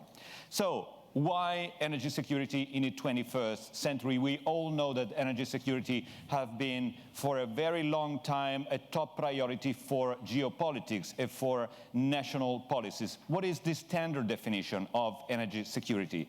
Is uninterrupted access to affordable energy sources. But first of all, this is kind of an old definition.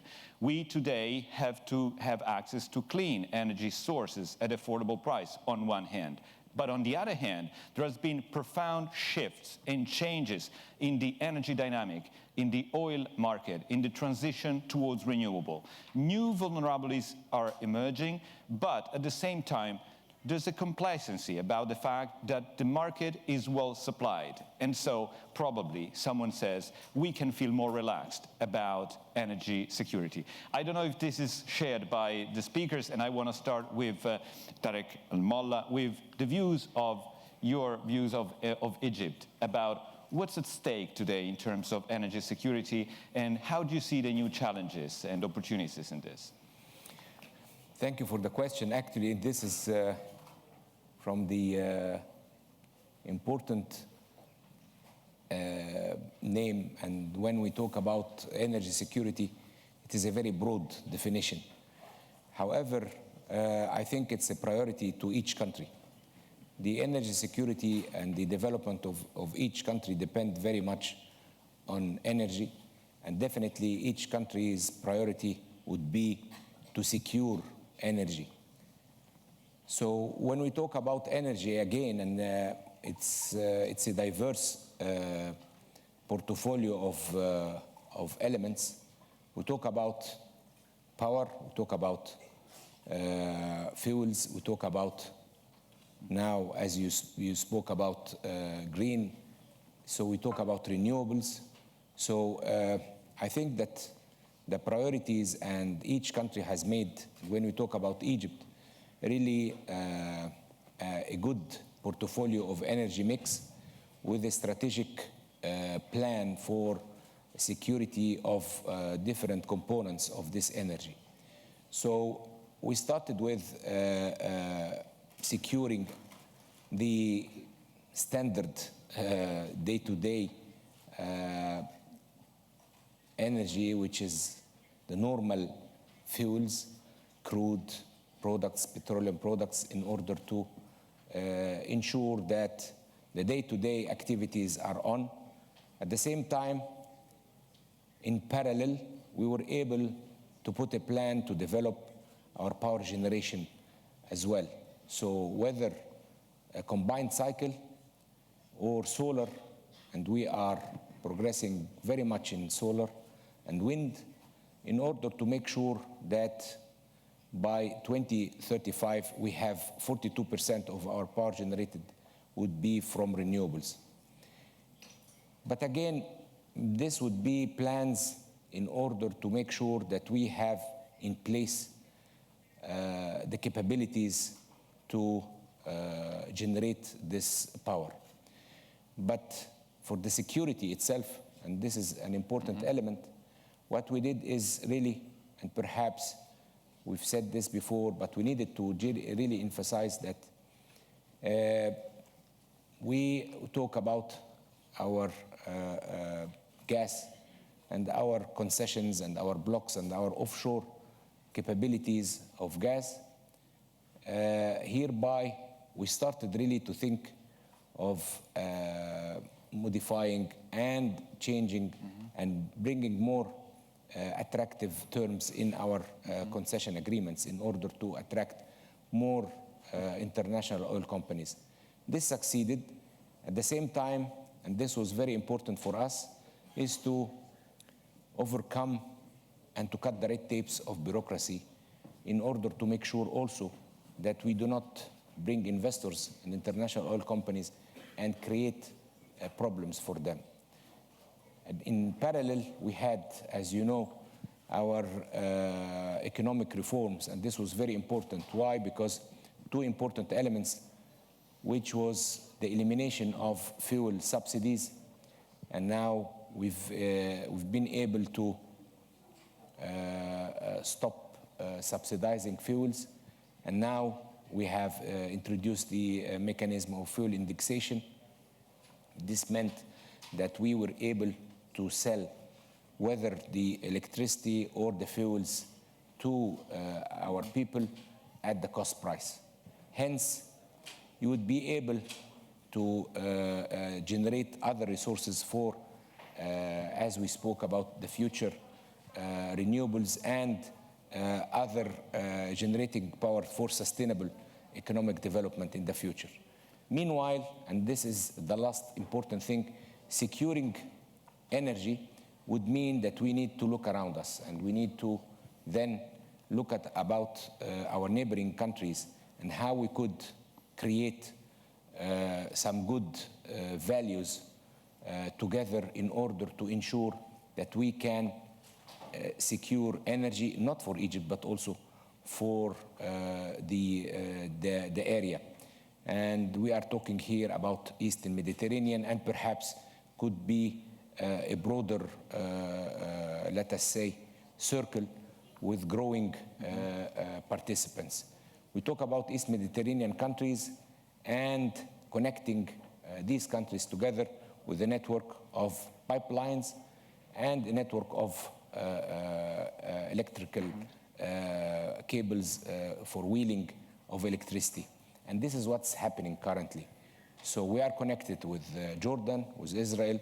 We are in important and thorough discussions to connect with Cyprus as well, with the undersea pipeline.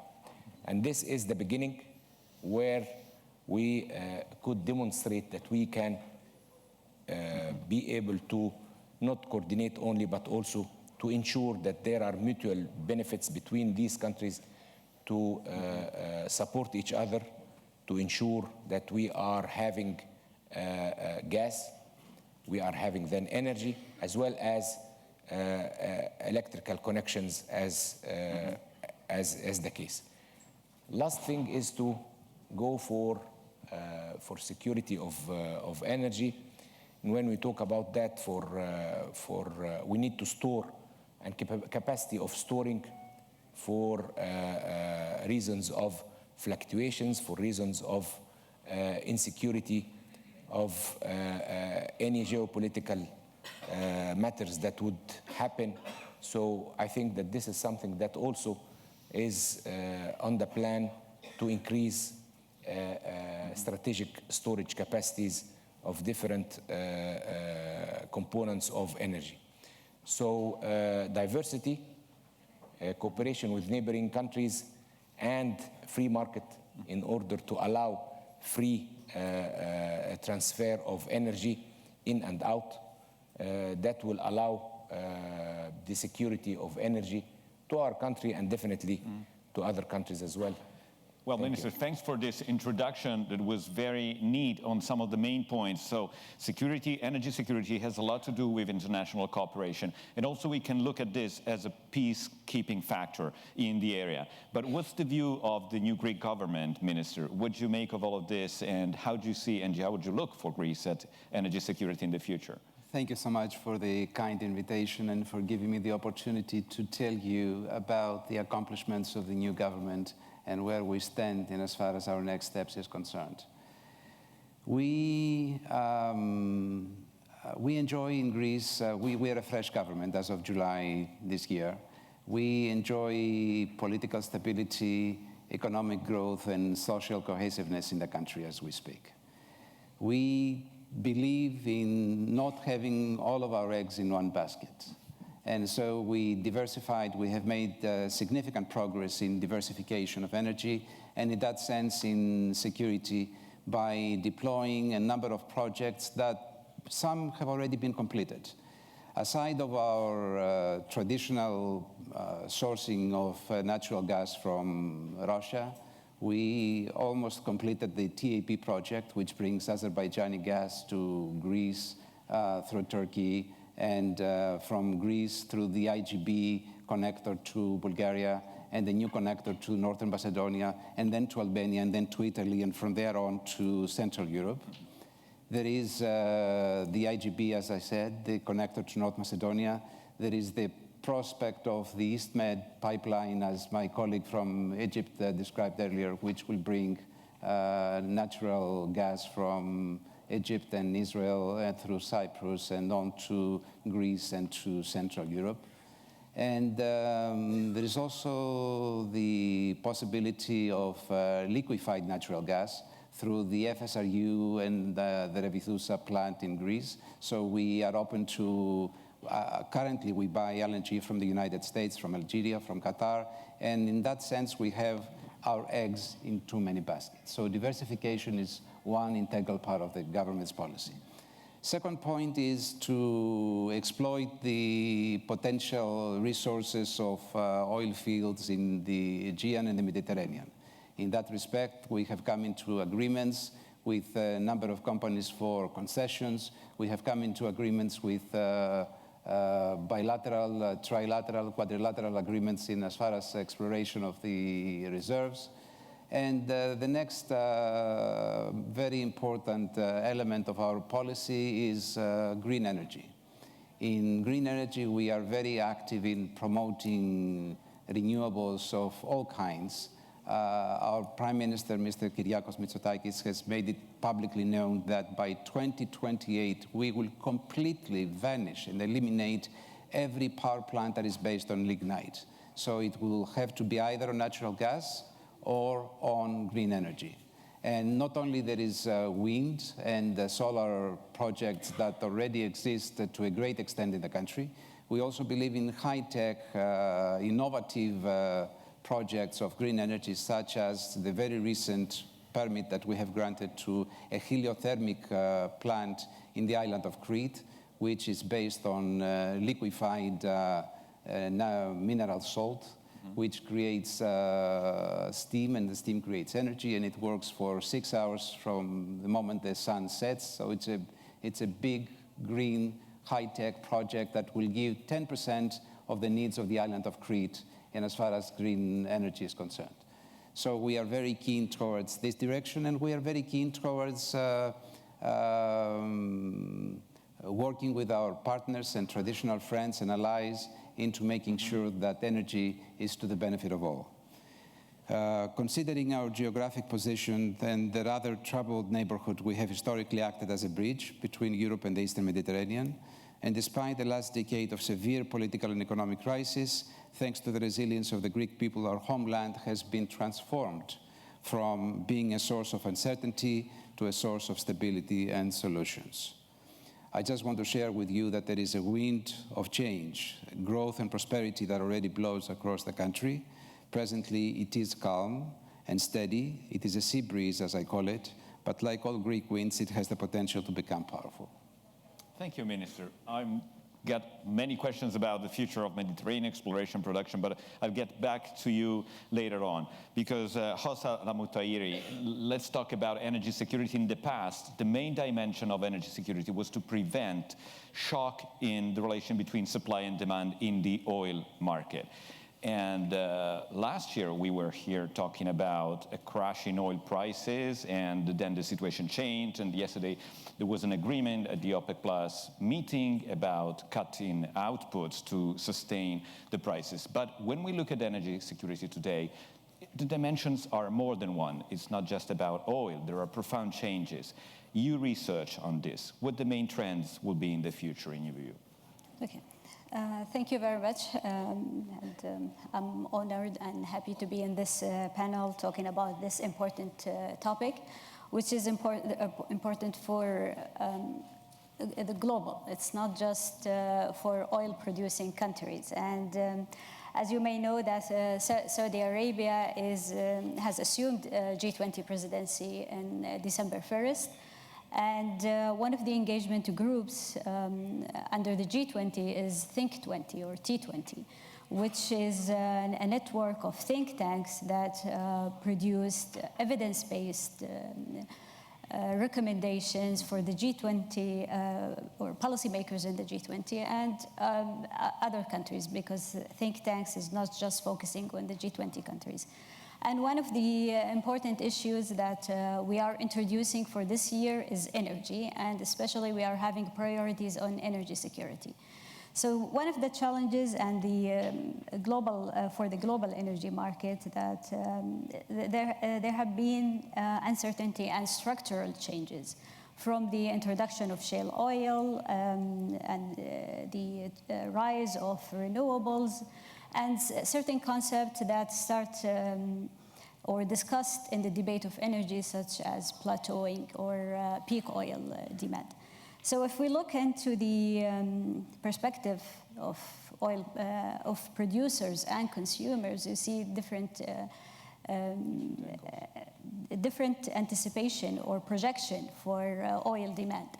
OPEC estimated oil will remain like the main source of energy in the energy mix. But also this is the same for the International Energy Agency, estimating oil the demand will be between 87 to 111 million barrels, which is almost similar to what, and the upper range is similar to OPEC. But from this, like for the 20 years or the coming next 20 years, still the world will rely heavily on oil and therefore oil security will be one of the primary topic for energy security.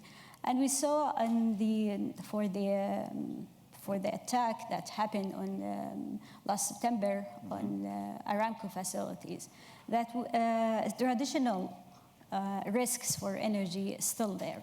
So the concept here is how to focus or how to eliminate or to bring the topic of market stability, especially for oil. And we did a study at CAPSARC, and we showed that the spare capacity for OPEC actually contributes to stabilizing the market and cutting the effect of price volatility by as much as half for this. And the issue is right now is how to, and maybe Dr. San will talk about this later, is how to encourage this dialogue between consumers and producers to improve this. Yeah, you mentioned the recent attack on the refinery of Aramco in Saudi Arabia, which reminded us that we cannot take for granted stability in the oil prices. But at the same time, market reaction was very short term. And do you think that, for example, OPEC Plus on the market today is in a good condition to cushion these shocks better than in the past because there's more capacity? Or should we be very concerned about new threats about, for example, the security of crucial infrastructure that connects not just refinery? Okay, so actually the attack on Saudi Aramco facilities actually proved that the resilience of oil industry in Saudi Arabia. And although the shock took around 5 point something from oil market, and it's a huge percentage, almost half of the production of Saudi Arabia. Saudi Arabia was able to restore this within 36 hours after the attack. But the other factors that actually is contributing right now to market stability is shale oil. So shale oil proved that it's resistant to low oil market prices. And actually, the responsiveness and the short lead time of shale oil, actually, it's good for market stability, and it's not a challenge for the oil. Yeah. And the availability of shale oil and gas is a structural change in the market. And so it showed again in the couple of months ago when this all happened. But let me move to you, Onofrio, for the Cyprus point of view. But you're, yes, a corporate woman leader, but at the same time you're a professor. And you know that technology, innovation is also enhancing resiliency in this structure, but also opening some vulnerabilities. For example, digitization of the energy industry, digitization of some of the main infrastructures is opening new windows of opportunities for attackers. What do you make of that in terms of looking ahead the energy security to the 21st century? First, let me say that it's a great privilege to be attending this very important event and representing Cyprus in a way, both in my role as president of the Cyprus Hydrocarbons Company and, Andrea mentioned, a professor and head of a recently established Energy Center of Excellence, the EMERGE. Allow me to take a wider perspective, which I think comes from both my roles, to touch on some of the key elements that we want to address in this panel. The Mediterranean Sea has always been a central superhighway of transport and trade, and one of the key elements that represent some of this trade has been the hydrocarbons, and that will continue to be so. And with respect to my region, the Eastern Mediterranean, there is significant activity in oil and gas, and also prospects, with countries like Egypt being more mature and established, and Cyprus, Israel, Lebanon, Greece taking important steps in that direction. Cyprus also has been active in promoting a number of bilateral and trilateral governmental agreements for collaboration, which are centered around energy, which we believe should form a catalyst for effective development of these resources with significant potential benefits. We have also seen lately the East Mediterranean Gas Forum, His Excellency has mentioned that, taking shape, and we're all keen to support that, to develop collectively policy making and establishing a regional gas market. By working together to unlock our energy resources, and in particular gas, for the region, Europe and beyond, we will also be helping to address the global challenges to sustainable development, which include affordable, clean energy and quality of life. Regional collaboration, we believe, for us in Cyprus is at the forefront of our activities in this respect. As a government entity and as a national oil gas company of the Cyprus, Republic of Cyprus, CHC understands fully the importance of cooperating with both the oil majors, also the service providers, but also the other stakeholders and players in this area, and we operate along these lines. Regional prosperity is going to be founded on the significant investments that have been and will be made to continue both exploration and exploitation efforts. These investments, especially if they concern deep water gas developments, are capital intensive, and any decision for investment will be driven by the projections of the needs of this of the specific commodity. And the projections for the next 20 years is that there will be an increase in demand for energy, and this additional energy will be covered by renewables, but also natural gas. These projections are based on both how the government policies are shaping and how technologies associated with renewables have made this more cost-effective and feasible. The EU is taking the deal globally on a lead through the Green Deal, and is focused on accelerating the reduction of carbon emissions and reaching a target for climate neutrality also. The challenges for EU will be how to maintain its energy security, the cost effectiveness of its energy supply, and how the new policies can be implemented fairly across member states. The East Mediterranean region, we believe we have a key role to play in the supply of cleaner energy through the indigenous to the EU gas supplies and the regional natural gas deposits, as gas, we believe, will be a key partner in this transition to clean energy. The continued promotion of regional projects of common interest, such as the EastMed pipeline and the EU support for the recently formed Eastern Mediterranean Gas forum are a testament to that. The role of emerging technology has been key in the development of the landscape of energy supply. I have mentioned how the development of renewables technologies has helped significantly lower the cost of renewable energy. Emerging technologies have also assisted in the development of potentially stranded natural gas deposits.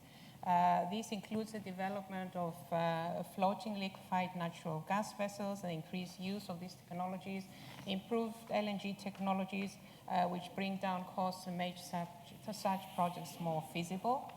The development of pipeline gas flow modeling techniques and processes has also led to groundbreaking tiebacks of natural gas reservoirs, such as the Zohr field in Egypt. The Cyprus Hydrocarbons Company, as with other industries, are doing our bit to develop further and optimize further technologies in order to improve efficiencies and commercialization options.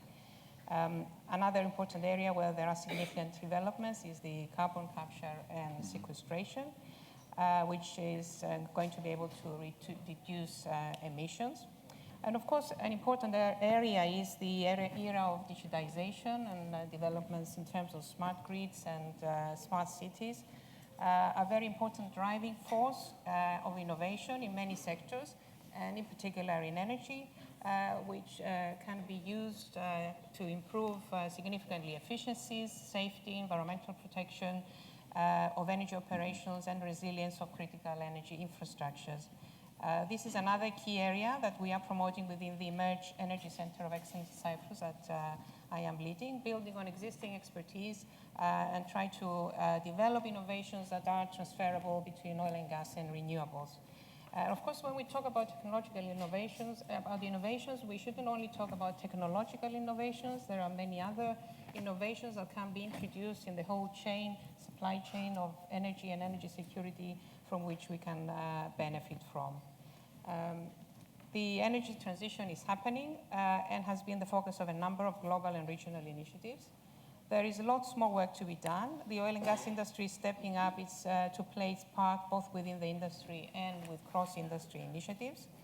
At the national, regional, and global level, a number of policies to manage and promote energy transition are being discussed. And the successful transition will rely on a balanced approach in terms of the various sustainability objectives.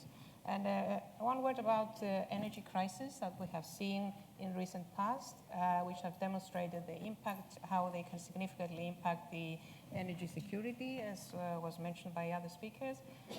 Policymakers need to factor that in and introduce parameters that can take these potential shocks. An effective measure is the diversification, and this is one area where we believe the EastMed gas can play a significant role in terms of securing energy security, both for the region but also for Europe. And yes. Thank you, President. We'll have more from you later on. Energy security is mostly about preventing crises that were just mentioned. And Dr. Sun, one of your job is to promote dialogue between producers and consumers. And what's happening in this very delicate equilibrium versus all the new structure in the market, technology, and supply and demand dynamics that we can see on these markets? Okay, thank you very much. And it's an honor to be invited. And also, I know that this panel, IEF is a partner to work together with the Italian Foreign Ministry to have this panel. So also, on behalf of this, thank you for coming, join us. And I feel that this year, 2019, is a big change year. And also, this change has a big historical impact on the global energy structure. What is the reasons behind this change? 4 reasons. What are they? The first one, this year, I think many of the black swans happened. Yeah. One is American-China trade wars. Yeah. 2 years ago, I talked about this issue in Sierra Week in Houston. Not too many people have a kind of the comments about this. My colleague told me, people maybe they don't realize this. After 2 years, this issue become a serious issue. Because time-wise, the reason I cannot deliberate too much, I just touch some of the issues. This issue now related to the consumptions and these economies, not only two countries, and regional and also globally. So many comments about this. Also, one of the black swan, that is the Iran nuclear issue and sanctions. It's related to the Middle East region and the countries. And also, American shale oil, this year has a bigger increase. The production now makes the United States become a net exporter. United States originally is a big exporter. Now, the net exporter. Originally, each of the day, they will import about 10 million barrels. About 10 million barrels every day. From Middle East, from North America, and from the other countries. Now, they don't import. By this, they change the global supply and production and treat the pattern. So this is one issue. And also, this year, the black swan, is what happens. Since the Iran-Iraq war never happened, that's a direct attack of the Saudi, the oil field and oil processing plants, by the drones, by missiles, by so simple equipment. So we can see that this facility and any security is so weak, vulnerable. So this is a big threat to the global energy. So this is the one I put them. I think 4 reasons. One of these is driving behind the change. That is the middle reason. So later on, maybe interested, we can have some discussion. And second one, I think, is the climate change. After Paris Agreement, and also this year, United States started legally to withdraw, pull out from the Paris Agreement. And this year, you know that we see the media. Europe is extremely hot. Summer. In Paris, I read some of the report say that the degree centigrade 47 degrees. Never heard this. Never heard. Some people even there. Some people say 43 centigrades. It's really hot. I never heard this. And all this become an issue.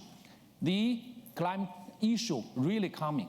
We should be serious treat this issue. So and by this one, and many countries, government policies, energy policy change. Adjusted it. For the renewable, for solar, wind, for hydro, nuclear, and others, all up. You know that China, and also for the solar, PV, for the wind and others. So a lot of progress. And the recent bidding in Middle East, 1 kilowatt, or this only 1.9 cents US dollars. So you can see that. And the third one is energy, the transition. Because all these reasons, energy transition now coming. Because the renewables and also the control and reduction of emission of CO2. And also for CCUS and for the hydrogen and others. So this energy transition will last for many years. By the outlook, every February, IEF work together with OPEC, with the IEA. Now, this year, coming year, we'll together with the ARENA and the GSF, for the outlooks. By this research of the outlooks, by 2040, still the fossil fuels will be the major fuel of this energy mix. Take about 57% to 79%. This is the general comments. So by this reason, we can see that. On one hand, renewable develop very fast. Very important. On the other hand, during this transition, this is the fossil fuel still play important role in the future, about 20 years. So that's the general. The third, the last one, the comment is about the new technology development. Develop very fast. It's about the blockchains of the big data, about the artificial intelligence, AI, the smart city, electric cars, batteries, and also for the storage. So by this one, the most important, the battery and storage, because for the renewables, there are fluctuation of the production, because the impact of the weather will have this. And if they solve this issue, these do have this. So by these 4 reasons, I feel that the big change happens. So I expect the further discussion with you. Thank you very much. Thank you, Dr. Stone. And it's a very profound shift that you described, so I'd like the two ministers here to start replying to some of the points that you made. Minister Ramola, you said at the beginning that energy security takes also free conditions of the market, a fluid and open market. And Dr. Stone reminded us that outside of the Mediterranean, not just inside, there are very high tensions, you know, China and the US on the trade, tariffs, wars, and so on. How do you feel about this? Is this weighing also on the energy market in the Mediterranean basin? And is it any implication looking ahead that you can feel? Well, definitely, it's one world. So whatever happens in a region would affect another region. But how we as policy and global efforts could work together in order to overcome such impact, because at the end it would affect negatively onto economics of these countries. So nevertheless, the idea is to have, again, this leads us to the first question, which is the energy security and the diversification. Having said so, in spite of that, but still, whatever happens in the region is still affecting. So we haven't yet reached a position where we would be independent from what would happen as geopolitics in the region wouldn't affect others. So we are still affected somehow. And we in the Mediterranean basin, I would give an example that everybody would know. Perhaps we are affected here in the Mediterranean when we talk about how LNG prices are coming very low. And the outlook is still predicting to continue like that. So, and why is that? Because the overproduction from the United States with the shale gas has been able to avail LNG at significantly low prices, affecting producers in the Mediterranean and definitely challenging some of the investments projects. Therefore, when we spoke at the beginning about diversification, I was saying, and this will lead me to answering the question, but I needed to do this introduction. This leads me to say, when we talk about free markets, so you need to have really policies that would encourage investors. And when we talk about investors here, we are talking about big and IOCs, regional companies, and private sector to get encouraged to invest when they see free markets and open policies that would allow exchange and free trade of energy with a facility of repatriating whatever dividends they have. Having said so, perhaps this is a point where we in Egypt have seen, and together with the successful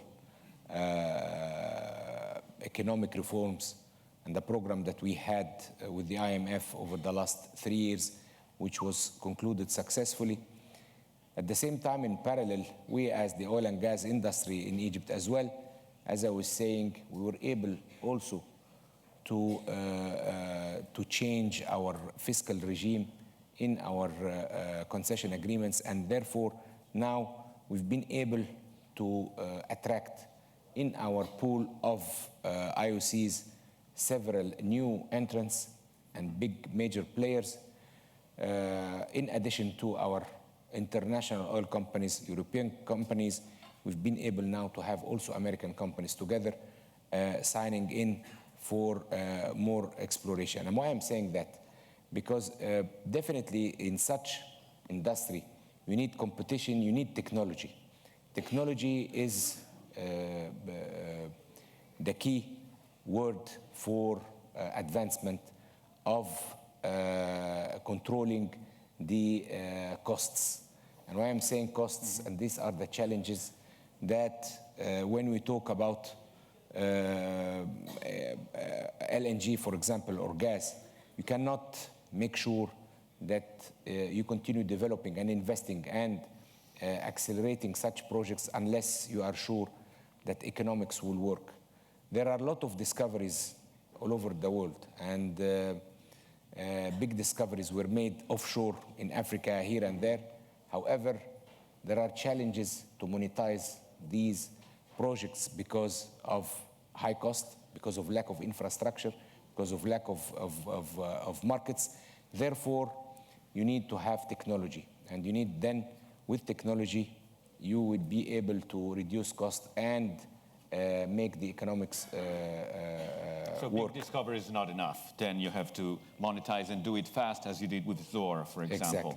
But you opened also a strategic dialogue with the US. What does it mean for the future of your relation, also international relation, with what happened in 2019? Well, we've been able to have this strategic dialogue and sign in with the US Energy Department, this MOU, in order to support whatever diversity and whatever projects that we are undergoing now for securing also our energy and diversity of renewable energy efficiency and capacity building of our people. At the same time, as I mentioned earlier, it is part of having, and this is coupled with the energy MOU that we've signed with the European Union, Energy Commission last year, in order to make sure that we, as East Mediterranean, not necessarily Egypt, but the East Mediterranean cluster of countries, would be a source of a reliable supplier to Europe, for a diversity of supply to Europe, together with their traditional supplies coming from Russia, from the North Sea, in order to have a third option, which is East Mediterranean basin and the countries there. So both MOUs with the US or the EU is to complement each other, to having one direction, which is enabling us to be able really to stand in a position to be a supplier of gas to Europe. Not necessarily, as I say, as Egypt alone, but together with the neighboring countries. Minister Fragoyanis, the Mediterranean basin has this huge potential for cooperation around energy, but at the same time also for confrontation. Because, you know, different nations, they do have different interests, and what's happening also in the Mediterranean. And recently, you had tensions with different countries, including Libya and Turkey, for an agreement that they made around the new maritime border. What does it tell us about the future of relation and the future of energy security? Well, let me start by saying that when we talk about energy security, in essence, we mean diversification, which is something that we've talked about. To not have all of your eggs in one basket. Second, it means prosperity to the people of Greece that I care for, but also to the people of the region. And the third element of energy security is to provide the opportunity for growth, investments, and sharing with others. In that sense, we have deployed numerous projects in the sense of bringing to Greece gas from Russia, from Azerbaijan, from Algeria, Qatar, and the United States in the form of liquefied natural gas, and also by making sure that we reach out to the countries of the Central Europe, the natural gas from both Azerbaijan through TAP and also from the region of Egypt, Cyprus, and Israel. So our role in that sense is to make sure that we collaborate with our partners, with our colleagues, with our neighbors, into making sure that under the international law practices, we do what we have to do in order to share the energy resources to the neighboring countries and to Central Europe. As you well know, Europe is poor in hydrocarbons. With the solid exception of Norway and a little bit of Romania, the rest of Europe does not have its own resources. So it needs to rely on third parties. It needs to rely in Russia, in Azerbaijan, in the Middle East, in the Mediterranean. So it goes without saying that we need to find ways to collaborate, to have an open dialogue, and to do what needs to be done as per the international law practices. Yeah, let me rephrase my question. Do you see spaces to find this dialogue and to unblock the situation that has been created lately? We retain an open dialogue with every country of the region, and I truly believe that Greece has been a pillar of stability in that sense for the past many, many years. And we will continue to be a pillar of stability and have an open dialogue and to consider all options as they come. Tulo Onofrio, I'd just like to understand your point of view from Cyprus on how to unlock the potential of energy cooperation in the East Mediterranean, especially in the gas sector. It's important to highlight that although some countries like Egypt have a more mature industry in this respect, we are all now working in a more frontier area, which is the deep water exploration for natural gas. And that often leads to smaller, medium-sized reservoirs that are not feasible to develop by themselves. So that in itself, combined also with some low prices across the industry, we need to find ways to make this commercially viable. And this is where collaboration and synergies are very important. And it's something that we are promoting, synergies and potential collaboration, both at the commercial level between operators, but also between governments. Some good examples have been the ongoing and strengthening collaboration with Egypt. Recently, we signed an intergovernmental agreement for the development of a pipeline for export from the Aphrodite gas in Cyprus to Egypt, which lays the ground and the framework for the operators to then come and reach viable commercial agreements.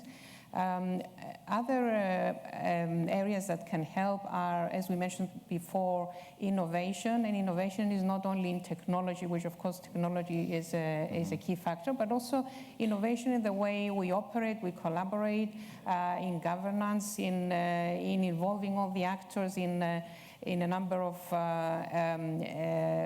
issues that will enable us to really find win-win solutions and unlock the potential from the area, which will be able to support both the energy security for the region, but also for Europe, as His Excellency mentioned. Just in a flash, Minister Armola, can you add some more on the East Med gas forum plans in concrete? What do you expect? And I know that already there are lines between Egypt and Israel in terms of exchange of gas, and is the project on track? Are there any other main projects that could change in the future? Well, when we initiated this East Mediterranean Gas Forum early 2019, and we had already have had two ministerial meetings in order to have this organization charter crafted and concluded hopefully by January 2020. So the aim is to have the countries, the founders, together then with other countries that may join later on, in order to have this kind of synergies and harmony between their policies in developing whether the resource or for countries that do not have the resource and are consuming countries would benefit from having this kind of cooperation between the countries. So the founding countries, by the way, just to reiterate which are the countries, so it is Egypt, Cyprus, Greece, Israel, Jordan, Palestine, and Italy. So these are the founding countries, and one of the projects that we started already, we have with us the World Bank and the EU, is a project currently under study and It is due to be presented to the next ministerial meeting in January for using the existing infrastructure and what is the potential future development of new infrastructure, if it may, for having a corridor of, for the corridor pathway of corridor of gas between these countries and possibly other countries. This would be like a kickoff of the projects that would, I wouldn't say unite, but let us say make a clear demonstration of the cooperation among the countries, in addition to the ones that are already in place. Like, as I mentioned, we have already a pipeline with Jordan, we have already a pipeline with Israel, and currently we are under discussing the pipeline with Cyprus, I'm sorry. So in addition to that, what are the possibilities to have other similar infrastructure that would connect the countries together? And this is all, again, comes under the umbrella of security of energy and diversity. As clearly mentioned, so each of the countries, each of the founding countries and possibly the joining countries later on have got already their own source of supply. But each country would need to secure future supplies with having good relations, good connectivity, diversity of energy resource, and that's why this forum is very important in order to make sure that not only we secure energy, but that we cooperate, we are not in competition, we are integrating each other together. Yeah, this is it's very important for the future. Hossa Al-Mutairi, you spoke about oil, traditional oil, but you know there's a revolution underway and it's already there, the effect of shale oil, shale gas. What the impact for energy security will be in the future in your view? Okay, so actually if we look back 5 years ago, I don't think anybody would know how shale oil would react to changes in oil prices. But shale oil actually challenged our understanding of oil supply and proven to be resilient to low oil prices. And actually, shale oil contributes to USA energy security. And according to a study or index released for the energy security, ranked USA as second right now in terms of improved in energy security, and the only country that is better in terms of energy security is Norway because of exporting oil and having hydro. So shale oil actually improved, as I mentioned, non-OPEC supply improved the responsiveness to price. And therefore, it contributes to market stability by having the short lead time and improving the responsiveness to prices. Well, Dr. Sun, this transition to renewable that has a share which is growing in terms of the responding the energy demand makes energy security stronger or opens new vulnerabilities in terms, for example, intermittence and dispatchability of renewable energy. I think the energy transition and the development of these renewables, just as the speaker mentioned that, in Europe, it's not rich for the fossil fuel resources. And probably it's fair, because Europe, most of the countries are beautiful, nice, green countries. And for the fossil fuels, oil and gas usually come from the places like the desert, Gobi, and the remote the areas. So by this reason, renewables, I feel that by this one maybe solve the issue of the unequal balanced the distribution of the energy.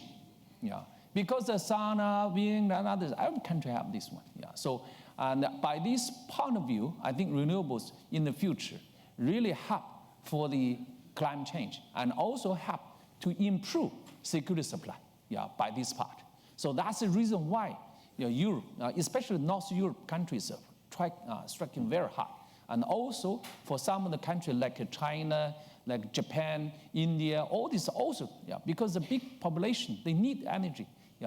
Not because, just the Minister mentioned that, the gas and the discoveries in Eastern Mediterranean and others. Luckily, also calculation I can see, for the Red Sea,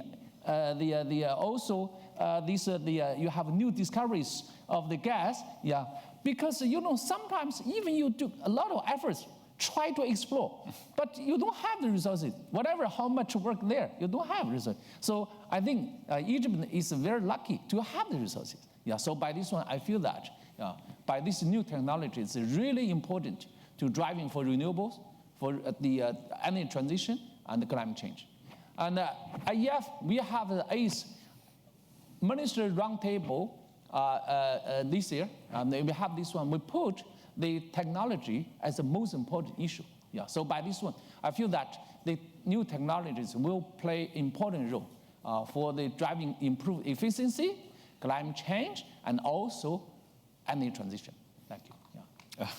Well, when Dr. Sun talked about nice, beautiful countries in Europe, we as Italian, we feel like we are mentioned, but about Italy, this is a global Mediterranean dialogue, but let me ask you questions about the role that, in your view, Italy can have to strengthen energy security, but also to get a more efficient relation in energy terms with Egypt. Well, when you talk about Italy, first you think about ENI. So we have to tell you that... you just met with the CEO, didn't you? I will have a meeting with him. And another meeting. He's on his way.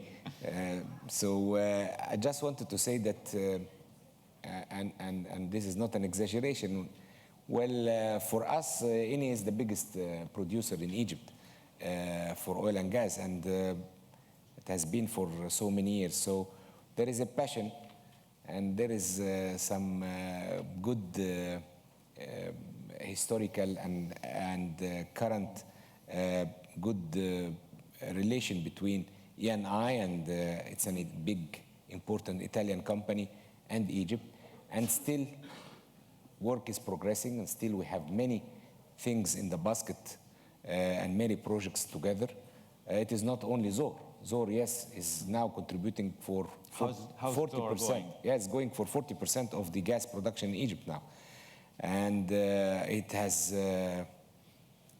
reached 2.7 BCFs a day, which is a significant number. When we talk about a production in Egypt, about 7 BCF, about 2.7 coming from Zohr alone. This is from one side. The other side is that each of the oil and gas policies that we do, actually Italy has always been together with us. So when we spoke about the East Mediterranean Gas Forum, so Italy was amongst the countries that said we would like to be with you in this forum as a founding country, and we would like to participate with their good industry, infrastructure, and technology together with their markets. Why I'm saying so? Because currently, when we talk about LNG, so the big infrastructure and LNG receiving facilities that they have in Italy, whether through their grid and their pipelines and their ports, is really now among important European countries as a big network that would facilitate not only selling the LNG to Italy, but I mean to the entire Europe through Italy. That's why when we spoke then with Greece later on and being part of our forum as a founding country as well, that as well would be the gate to Europe together. So as His Excellency was talking about the diversity, and part of that is not only receiving the gas through the pipeline, Azerbaijan, Russia, whatever, but also through LNG facilities as well. So back to Italy, this is a historic relationships that we really value and we consider as an important relationship, and we look again to continue for the future. Mr. Fragogiannis, how do you see the infrastructure projects that are underway? What can I say about Italy? Italy is our neighbor. There is a strong, long-lasting trading relationship between the two. There is great interest from the Italian sector to take part in privatization sectors, the sector of Greece, or in infrastructure. It has taken place already to some extent. There is interest to become even stronger. And the interest goes beyond energy to every other aspect of our business opportunities and investment opportunities that there are in Greece. We take our responsibility very seriously. It is a responsibility towards the planet by shutting down lignite power plants and contributing to the max to green energy and renewables. We take responsibility very seriously in as far as Greece being the gateway to Central Europe for realizing and materializing all of the plans that my colleague has talked about earlier.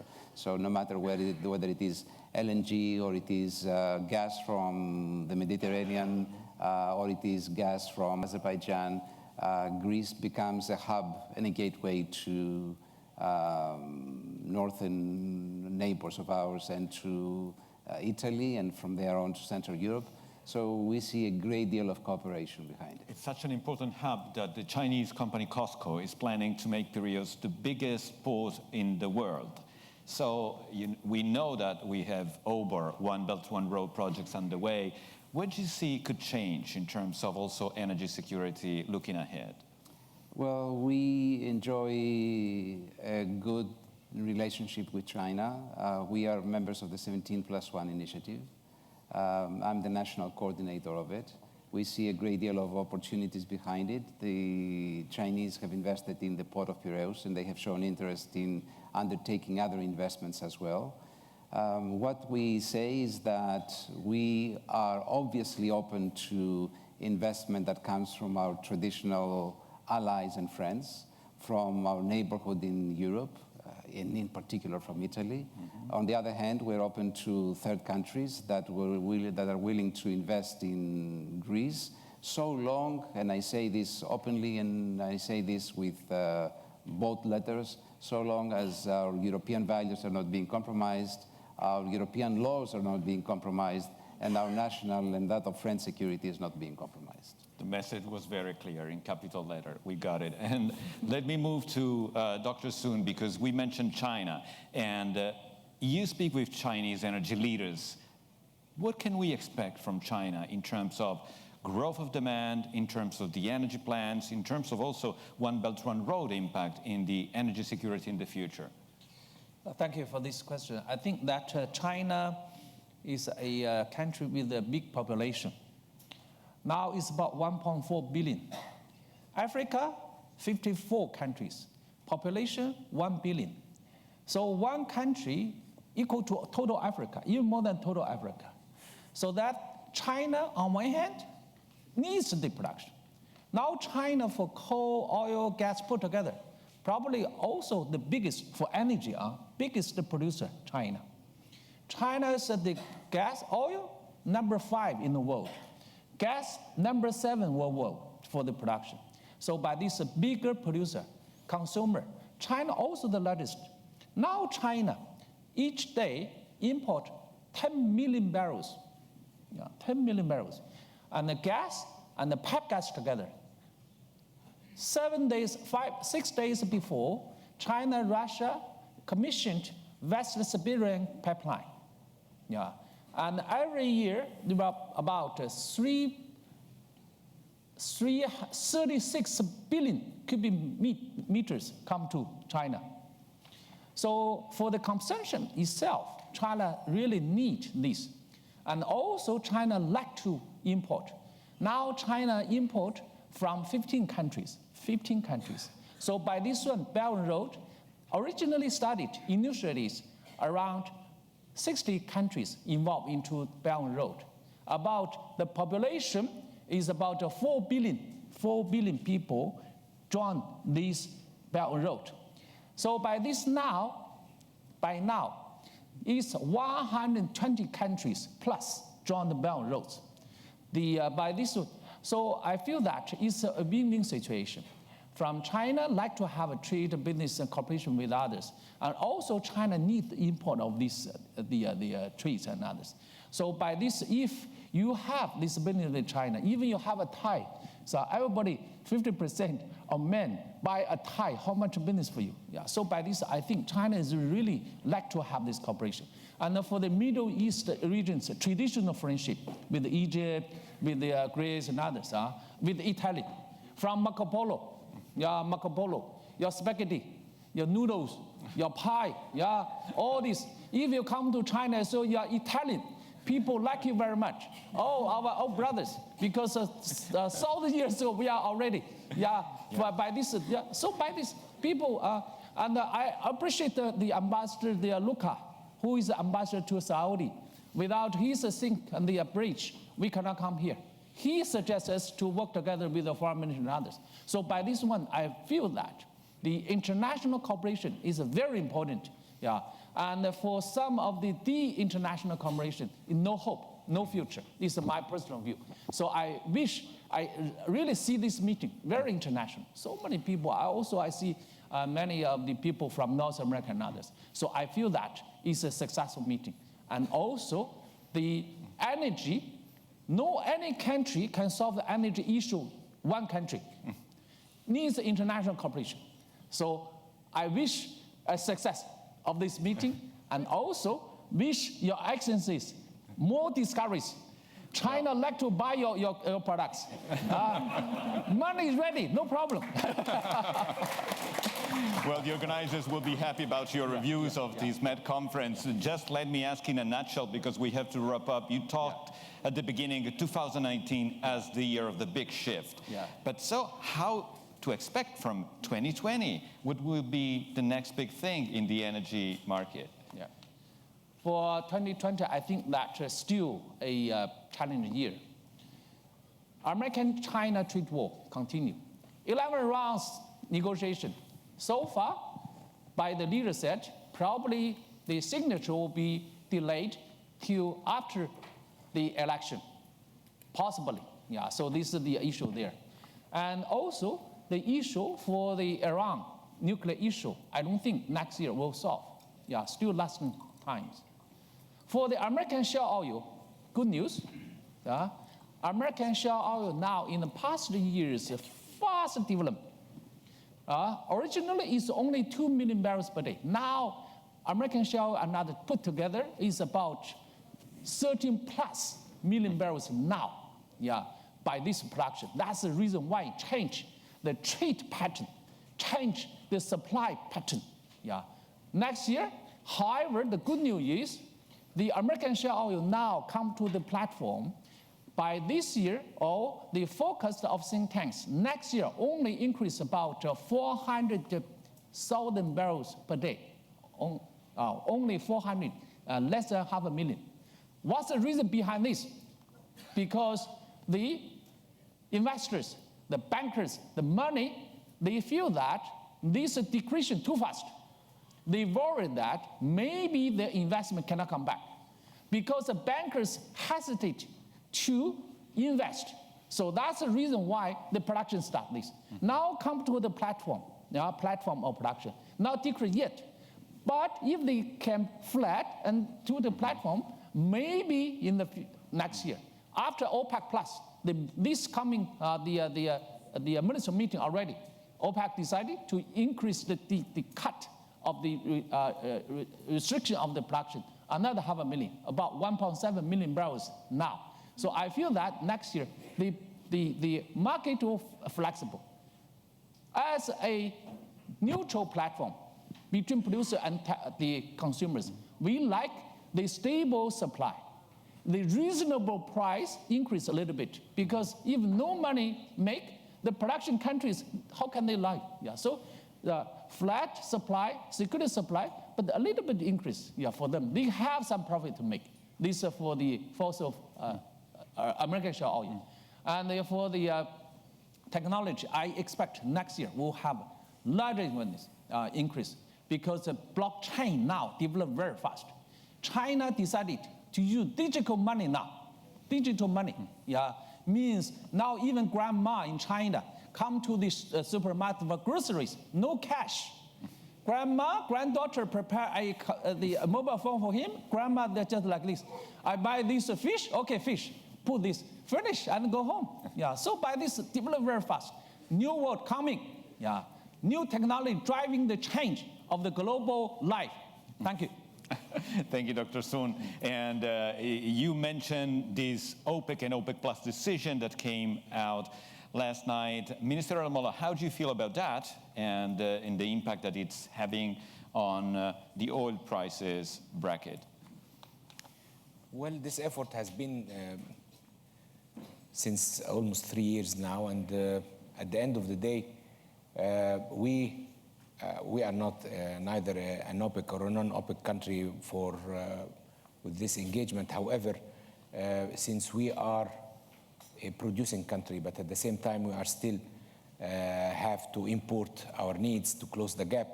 So I think that fair prices would need to be the prevailing ones, because we saw low prices ends up by no investments, and IOCs wouldn't work, and then you will get into the cycle of shortage of supplies. So at the same time, high prices, you get to start having a cycle of non-production and a cycle of stopping of investments. So at the end of the day, what we need is the balance, and we encourage, and we really are looking at the dynamics where both consuming and producing countries are happy. So whatever efforts the OPEC and OPEC Plus are doing, I think would be encouraged. It's an ambitious agreement. Do you trust the OPEC, OPEC Plus members to walk their talk? Yeah. Okay, and how about LNG prices? You mentioned it was one of the few commodities that this year they declined. Very what do you expect from LNG? Well, it is very challenging, and as I say, this is going to hurt really the development and the investments of this efforts of developing more gas fields. However, I'm confident, and from one side, it is technology again to reduce the investments costs. However, at the same time, I think that discussions will continue to have between the sides, between the IOCs, the producing companies, together with the markets, in order to reduce again their cost of selling gas, in order to make sure that they can compete and they can have really an LNG price that would reach the markets at let me say an acceptable price.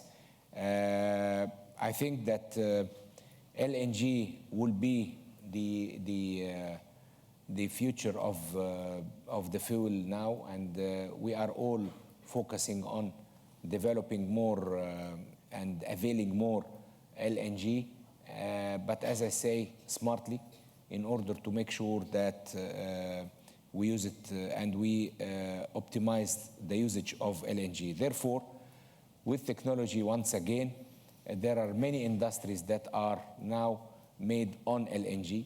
So we are trying to increase the usage of our inland LNG in different activities, not through LNG facilities and plants to export, but also in industrialization, where you can use in fleet, you can use in remote areas for housing and hotels and industries.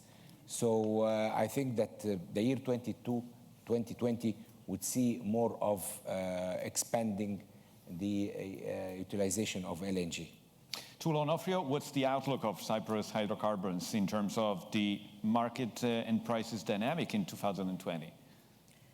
Well, I think a lot of the points that You share the views of Excellency Minister? mentioned really apply. And the way we are working, our strategy to make the commercialization of our discoveries a reality for the benefit of the country and the region and Europe potentially is really through synergies and collaborations, as we mentioned before. But allow me to highlight one point that hasn't been mentioned at all. We've almost been looking at the energy sector and energy security from high level top down, but we really need to look at the people who make up the energy sector, and we would need for this changing world capacity and skills building. And I would like to highlight a couple of points.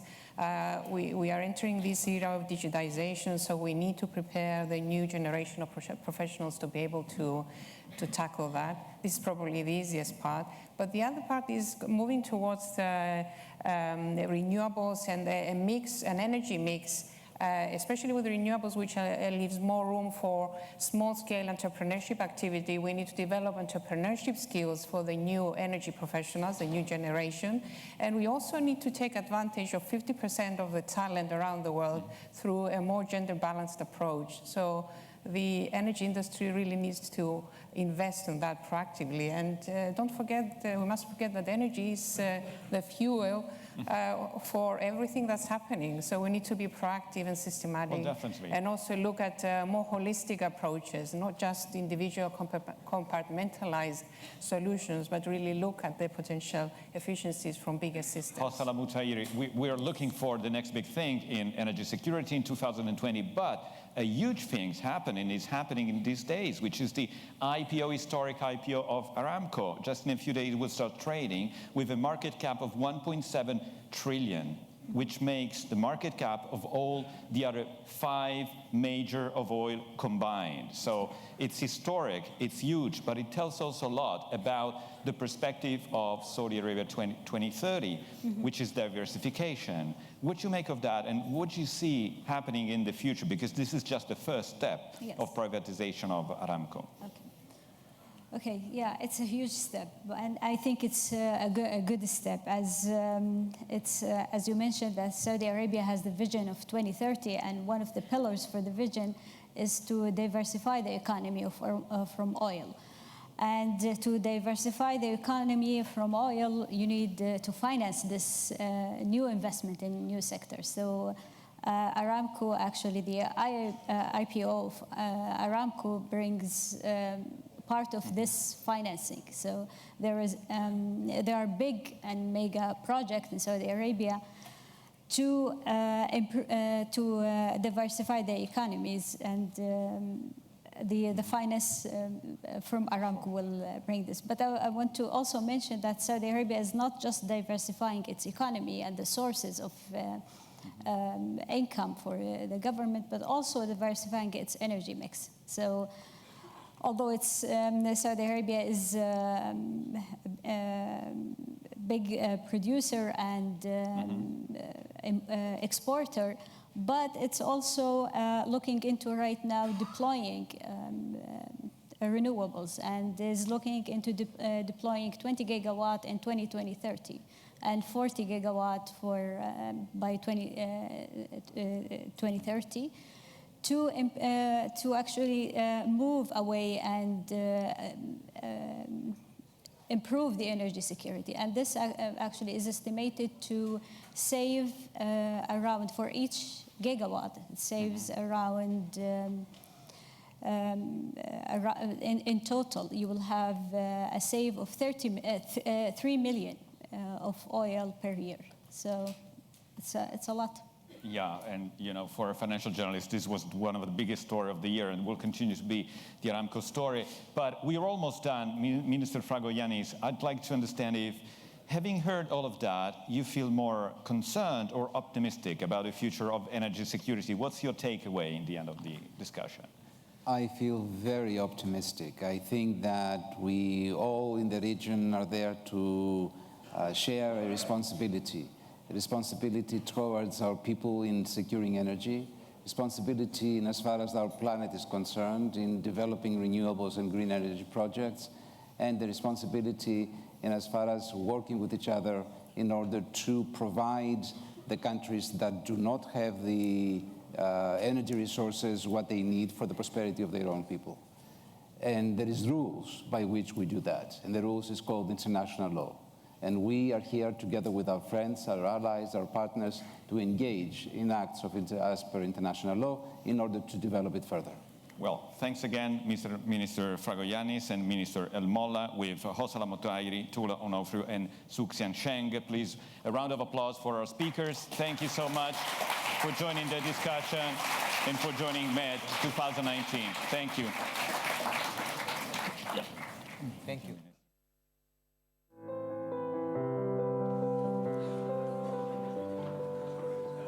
Ladies and gentlemen, please remain seated as we start next session right away.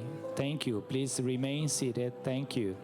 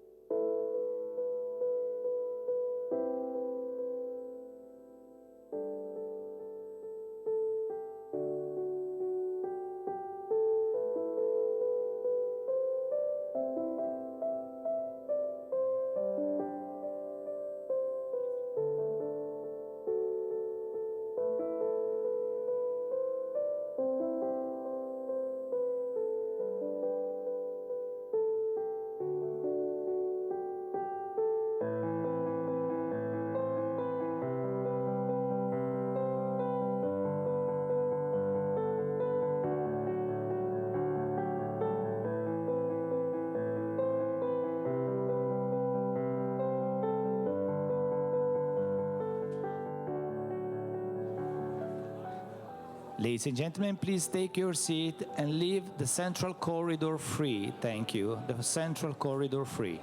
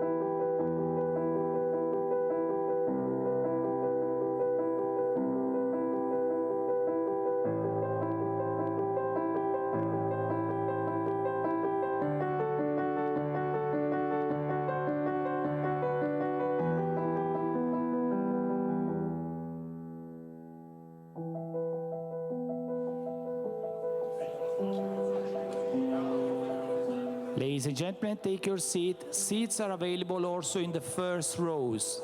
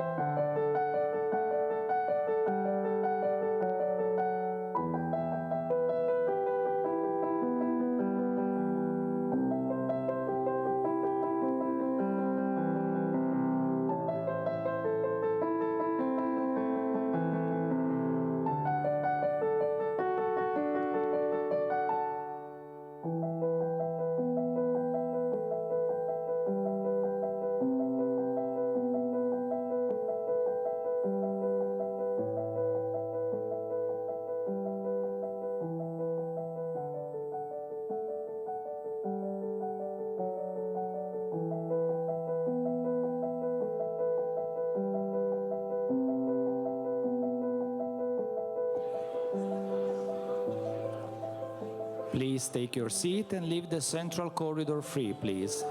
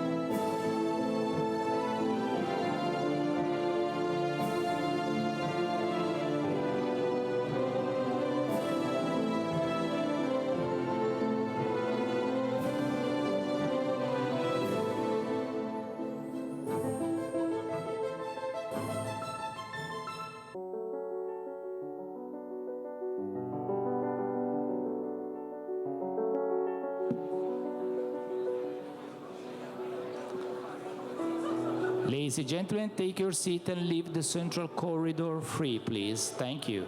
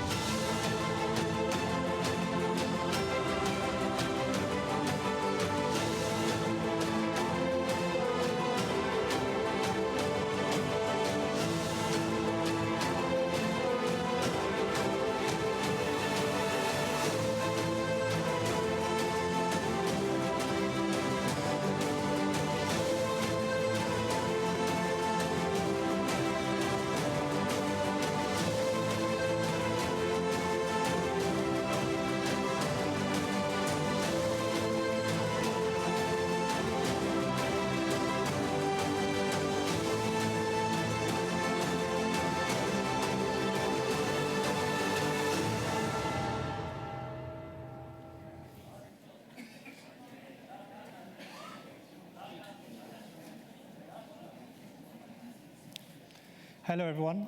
My name is David Hurst, and I'm very honored to be here with two people who literally hold the fate of Libya in their hands. To my left is Professor Hassan Salameh, who's the, as everyone knows here, is the special representative of the UN Secretary General and the head of mission. And to my right is Mohamed Siala, the foreign minister of the Government of National Accord in Tripoli. Just a few introductory remarks. I picked up at least, if we're talking about dialogue, the first thing we need to do with dialogue is to recognize the legitimacy of the people you are talking to. And there were two notable speakers yesterday who didn't do that. Both were Egyptian. One referred to the so-called Government of National Accord, and the other referred to the authorities in Tripoli as militias. And it saddens me that we have a conference like this where you have speakers who speak in this way. I will start first with Professor Salameh, and we're discussing basically three broad themes. One is the situation in Libya today, what actually is happening on the ground. The second theme is the extent of foreign interference, and there was a very detailed document by a panel of experts that my publication published quite recently, just detailing how many countries had boots on the ground in Libya, and it's an extraordinarily long list. And the third, but most interesting part is what is for the future? How can we move forward here? When will Professor Salameh, who's uniquely placed to do this because of the legitimacy of his office, will be in a position to start a political roadmap? Okay. So, Professor Salameh, could we start first with just a brief view from you of the current situation on the ground in Libya? Well, the situation in Libya is, or has been, characterized since the 4th of April by an attempt of Mr. Haftar troops to get into Tripoli. I'm sorry to say that the attack started while my boss, the Secretary General, was visiting Libya. And I am even more sorry because this attack took place exactly 10 days before something the UN mission, has been working on for more than a year. That is the national conference we were going to gather in the city of Ghadames. I have to tell you that I was personally very disappointed because we have been working for a year on that conference, and because out of the 156 invitations we have launched to influential Libyans to come and gather and agree among themselves, the 156 invitation had been accepted. So a new episode of the Libyan crisis that has been going for many years started on that day, the 4th of April. 4 months into this war, the only change that we have seen on the ground is the fact that the city of Gherian, that has been taken by Mr. Haftar troops, was retaken by the GNA or pro-GNA troops. Otherwise, we have witnessed a stalemate on the ground.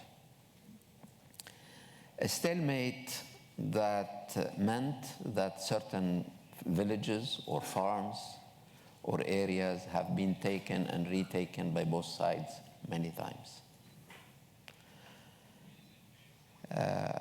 Of late, two new developments were palpable. The first one is the intensive use of drones, making Libya one of the countries, if not the country in the world, where drones are used so intensively in fighting. In fact, the mission has recorded like 800 hits from drones from the LNA side and some 270 from the GNA side. And the second characteristic is something that was visible from the first day of the war, that is, there is a lack of warriors in this war. This is a war with very few warriors. Because if you take a front long of many dozens of kilometers, you would expect in other countries to have thousands and thousands, and possibly tens of thousands of fighters on each side. This was never the case in Libya. Therefore, there was a place open, ready for mercenaries coming from other countries and joining the battle. These two factors have led to an escalation in the conflict. And in recent days, this escalation was palpable. In the compound where I live with my colleagues, we didn't hear much of the bombing in the first 8 months of the war, but now we wake up and we sleep with them. Certain areas are now directly threatened in Tripoli itself. In fact, most of the fighting has taken place so far in areas that are half rural, half urban. So yes, there are probably more than 2,000 fighters killed already, and possibly 200 to 300 civilians, tens of thousands, possibly hundreds of thousands of internally displaced people. But if the fighting comes closer to fully urbanized areas, the kind of figures will know a completely different magnitude.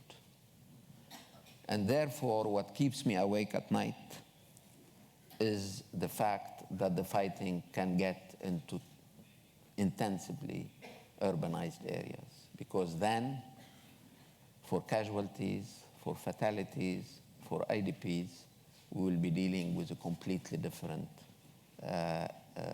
level of losses.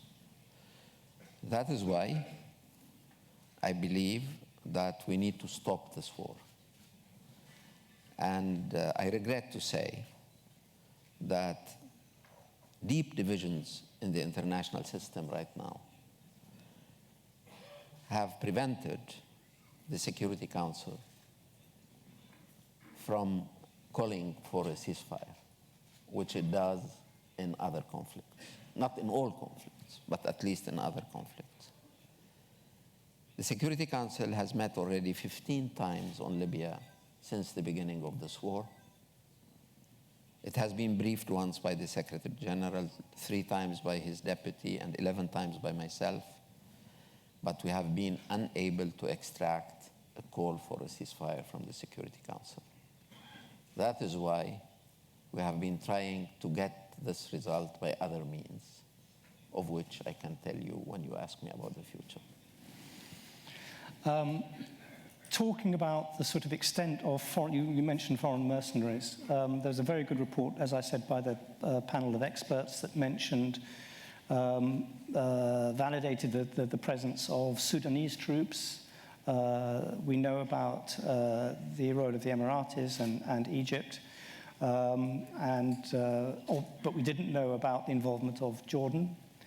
All of this in contravention of a UN resolution 1937.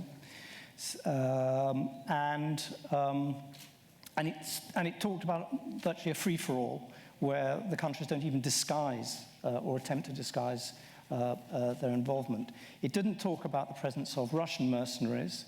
They have been documented. This is the presence of the Wagner group, using special bullets that enter your body but never exit it. We know also that it was Libya that was the start of the Russian philosophy to intervene in Syria eventually. That's what triggered it originally. How worried are you about specifically the Russian intervention, if that is?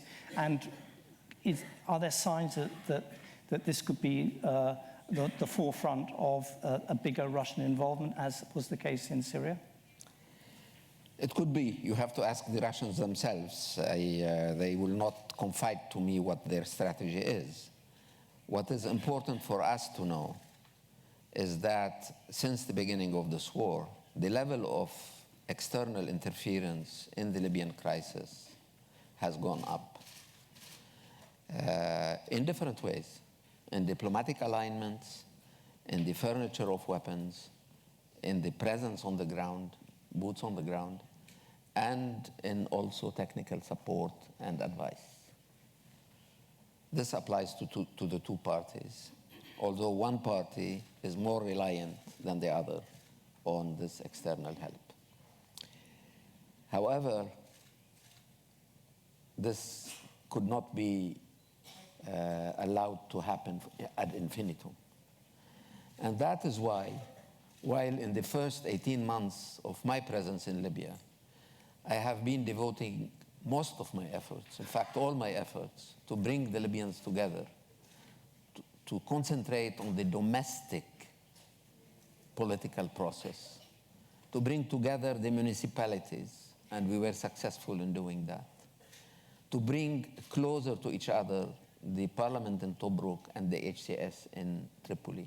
And we have been able to have them together, meeting in Tunis and keeping this relationship since. To bring together also Tripoli and Tarhuna when the two cities were in war against each other, and the mission has been able to produce a ceasefire on its own in September 2018.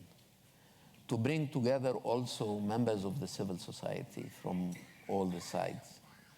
And all this was supposed to lead to a national conference. So my efforts were concentrating on the domestic scene, and I was trying to sort of keep or contain the foreign influence.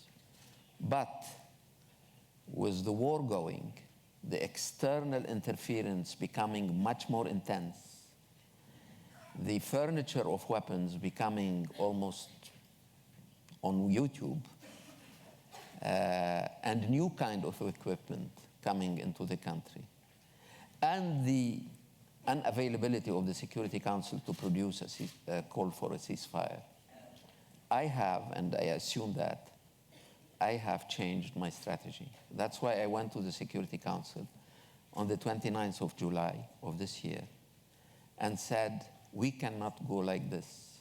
We are not going to produce a ceasefire by bringing the two sides together. This is not feasible. And that is why I asked the Security Council for its support for a new line. And this new line would start by an act that would be symbolic, that is a truce for Eid al-Adha. And the two sides accepted this, although there were some violations. But all in all, we had a few days of respite. And the second step is to bring together the permanent 5 members of the Security Council plus a few other countries in order to try and rebuild a minimal consensus, international consensus, on the international community position on Libya. Because the polarization in Libya was reflected and nourished by polarization on the regional level, and more recently by polarization on the international level. That is what is called the Berlin process. The Berlin process is an attempt in application of the brief I did to the Security Council on the 29th of July, and that was accepted by the Security Council, to try and rebuild a minimum understanding among powers that have influence over the Libyan crisis to come together and have a minimal understanding, so that what the sterility of the Security Council has been hurting us and hurting the Libyans for some time be put to an end. And the third step would be a Libyan-Libyan dialogue that would start immediately after, but with this international umbrella recomposed or restructured before, so that we are not faced with what we faced in the first 2 years, at least of my tenure in Libya. That is, we bring together the Libyans, but always there is a foreign factor that comes and destroys this rapprochement among Libyans. What are your hopes for Berlin? What do you think is the minimum that you think you can get in Berlin? Well, there are 3 principles that have been agreed in Berlin. The first one is that nothing is agreed until everything is agreed. That means that we have 6 baskets, the various countries, and 3 regional organizations, the African Union, the League of Arab States, and the European Union, who are present and participating in these preparatory meetings. A first basket concerning a mechanism for a ceasefire. A second, a mechanism to make the arms embargo applicable, while we know that at least 45 violations of the arms embargo have been noticed since the 4th of April. And 3, the return to the political process. The 4th basket is this package of economic and financial reforms we will put before our Libyan friends. And the 5th is a new security arrangements for Tripoli and its outskirts, including a DDR process. And finally, 6 baskets is the international humanitarian law. So the first principle is that we need to agree on all this. And I can tell you that the latest meeting we had in Berlin that took place on the 20th of November has been very productive. In fact, we have almost agreed on the 6 baskets. There are still a few details here and there, but to a large extent we have agreed, and that's why I hope that the next meeting that is going to take place on the 10th of December, that is in 3 days from now, would be the last preparatory meeting. The second point on which we agreed is that, contrary to other international events that took place concerning Libya in the past 7 or 8 years, this one will have a follow-up committee of all countries and participating and other countries as well, in order not to leave the mission alone to implement such a huge program. We need a commitment of the countries to be by the side of the mission in a follow-up committee to make sure that there is an implementation of what's agreed upon in Berlin and what is agreed upon in the Libyan dialogue. And 3, and this is absolutely crucial, we also agreed, because some parties in Libya and some countries want this basket in particular, others are pushing for this basket in particular, we agreed on the principle of a contemporary implementation of the 6 baskets, so that nobody feels cheated because the request of one party has been implemented, but his own request has been left to the future. And that's what happened, to be very honest, with the Skhirat Agreement. In the Skhirat Agreement, there are whole chapters that have never been implemented. We don't want this to happen again, and that's why we are calling for a contemporary implementation of the 6 baskets.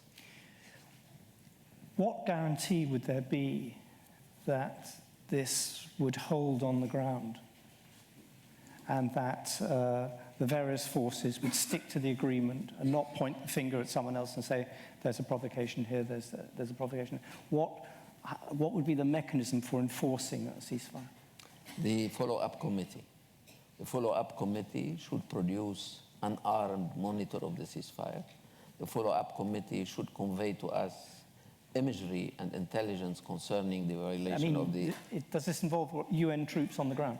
I don't think so. I don't think the Libyans would accept blue berets on the ground, and I don't think you will find many countries ready and willing to send blue berets on the ground. But you're satisfied that a mechanism, if the will was there, could be achieved to monitor what had been agreed in public, and because that's the whole course of the war is breaking agreements. I think of some sort. The answer is in your question. If there is a will, I have my doubts about the existence of this will. I'm not naive, and the Secretary General is not naive. We know that the international system is now heavily polarized. We know that the extraction of an international consensus on anything, not Libya, on anything, is a very, very difficult thing to do. Still, we have two arguments we need to keep in mind. The first argument is that the interests sought by most of those who are interfering in Libya can be served by a peaceful and prosperous Libya better than by a divided Libya. If you want oil interest, if you want an end to the migration, if you want to put an end to terrorist cells across the Mediterranean, if you want all this, you better have a peaceful and prosperous Libya. Libya has enough means and wealth to content all those who are fighting for its soil. This is the first argument. The second argument is that the alternative is just horrible. If we do not come to implement what I tried to explain to you, I fear a bloodbath in Tripoli. I fear a heavy movement of migration. I fear people fleeing Idlib and settling in Libya. I fear instability in Egypt, in Tunisia, in Algeria, in all neighboring countries, and these countries taking in Niger, in Chad, Sudan. And I also fear that we add to an already heavy list of things on which great powers are not agreeing, a new file to this list.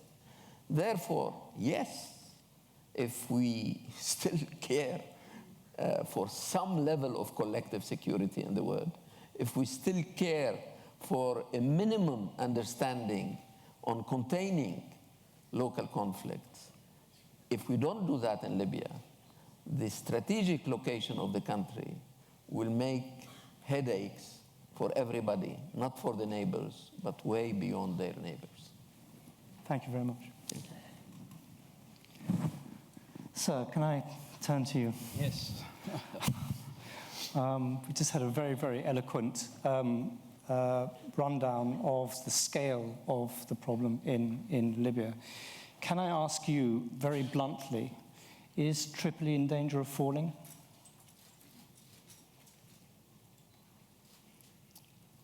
Yes, it is in danger to certain limits.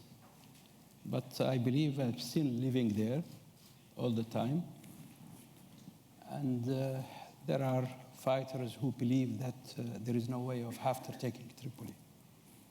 And they are fighting, they believe that they are protecting the civilians, protecting 3.5 million civilians in the country.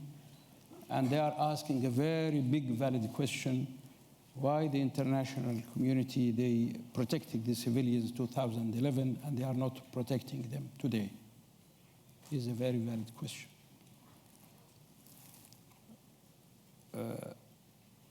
But I mean, I'm seeing the escalation of the Russian help to him, using that much of drones, that much of fighters.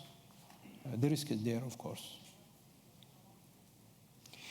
Can I ask you what I asked Professor Salameh? Do you think the Russian involvement will just grow and grow quietly, as was the case in Syria? It depends on a lot of measures, actually. It depends on what United Nations and Germany is doing for this Berlin process. It depends on the these preparatory sessions, are they honest when they promise that they will look for a civilian solution? I think this is the answer for this, and maybe Dr. Ghassan can answer this because he's there. I'm not there in these preparatory meetings. What are your hopes for the Berlin process? We are hanging a lot of hopes on Berlin process, on what United Nations is doing, but I believe myself that in the absence, in the solving the existing division in the United Nations, and mainly in the Security Council, the division in the Arab League, and division also in the European Union, it would be rather very difficult to reach an agreement in Berlin process. We have to start from there, where there is divisions, to pave the way for Berlin process to be successful. I mean, in particular, you mentioned the Europeans, but in particular, would you comment on the role that France has played in Libya? There was a moment last year and the year before where French boots were on the ground and Italian ones as well on different sides. France appears to be playing both sides of this at once. Would you comment on what France is trying to achieve in Libya? Don't forget that France is one of the Libyan colonies. They are colonies of our south, and they have their own strategic towards Libya. They are there in the exploration and production of oil. And they are jealous when we constructed this pipeline linking north of Libya with the south of Italy. It is France. They are very jealous as well, and they are not happy Libya being not part of the Francophonie in the North Africa. You have all this history together, actually. And France, they are ignoring that they have any presence in Libya till the accident of their helicopter in Benghazi, then they have nothing to hide. And then it was the big, when they discovered this Javelin rockets in Garian, after we liberated Garian from the hand of Haftar. So I think, to start with, you have to prepare the Arab League, the Security Council, and the European Union. Then you can expect success to Berlin Conference. That's quite a lot of repair work to do. Yes. And that's why always I kept saying to my friend that your mission is, I don't say impossible, but it's difficult. But we are very happy that we are having Dr. Ghassan. He knows the area, and he speaks the same language, and he knows a lot of things. So we are trying to help him. The war is stalemated at the moment, but as Professor Salameh said, there's every indication the casualties could get worse. Do you think that you could get to a stage when there are real political discussions between the Libyans? Let's just talk specifically about your appreciation of the political forces within Libya, and not just talk about foreign interference, but actually talk about the political interaction amongst Libyans on the ground, and all the various claims of legitimacy that there are. We are tackling it. It's not a pure Libyan problem from the time of inception. From when it started, the interference in Libya, NATO interference to protect the Libyans, it's all together. It is not a local problem that you can solve it just locally. You have to take care about the foreign interference. It is Egypt there, it's Emirates there, it's Saudi Arabia there, France is there, the Russians are there. Those are there clearly and loudly. There are others. So I think you cannot solve Libyans alone. If you take them alone, they cannot solve their problem. It started, I mean, when it started, just, I mean, a local war, and then it's developed. Now it is an air war, very advanced one. It's drone war. A lot of technological weapons are there, very advanced. It's not the weapons that we inherited from the Gaddafi regime, where it's weapons of 1943. And still, this war is fueled by some countries putting a lot of money, a lot of artillery, weapons, and so on. So I think, as Dr. Ghassan mentioned, you have to pave the way. You have to have some sort of compromise from the international community, and then you come to the Libyan.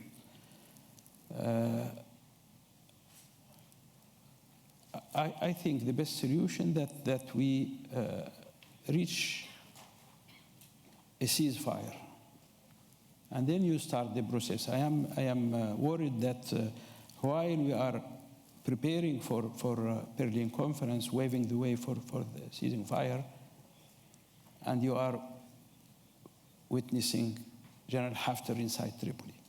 And then the war will not be a drone war, it will be a street war. Simply because, I mean, most of the houses, they have to fight for their children, and they have means for fighting. Don't forget, they inherited from Gaddafi regime a lot of weapons. It is in every house, and a lot of trained people as well. And then I think we are facing a bloodshed.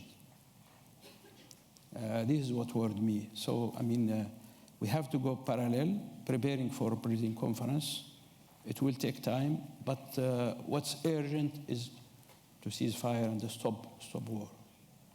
And how close is that ceasefire, or in your, how do you feel the military situation on the ground? Is it so deadlocked that the situation will be the same in a few months' time, or are you actually pessimistic? I think there is a development. This is the Russia involvement and the mercenaries involvement. There is a lot of mercenaries. It's not only the Russian. We have a lot of Chadian opposition. We have the Sudanese opposition. And they are real mercenaries. They fight for this side, and sometimes they fight against. But anyhow, it's not a miracle to cease fire, because simply Dr. Ghassan, he succeeded in Eid, last Eid, to at least for 2-3 days. They succeeded to do that. And I'm not seeing it impossible. But he needs to be supported. The international community has to support what he's doing. Do you think the international community understands what Dr. Hassan was saying, that if we allow this war to continue, this will have incredibly important effects, for instance, on migration? Migration is only going to go northwards to Europe. It's not going to go anywhere else.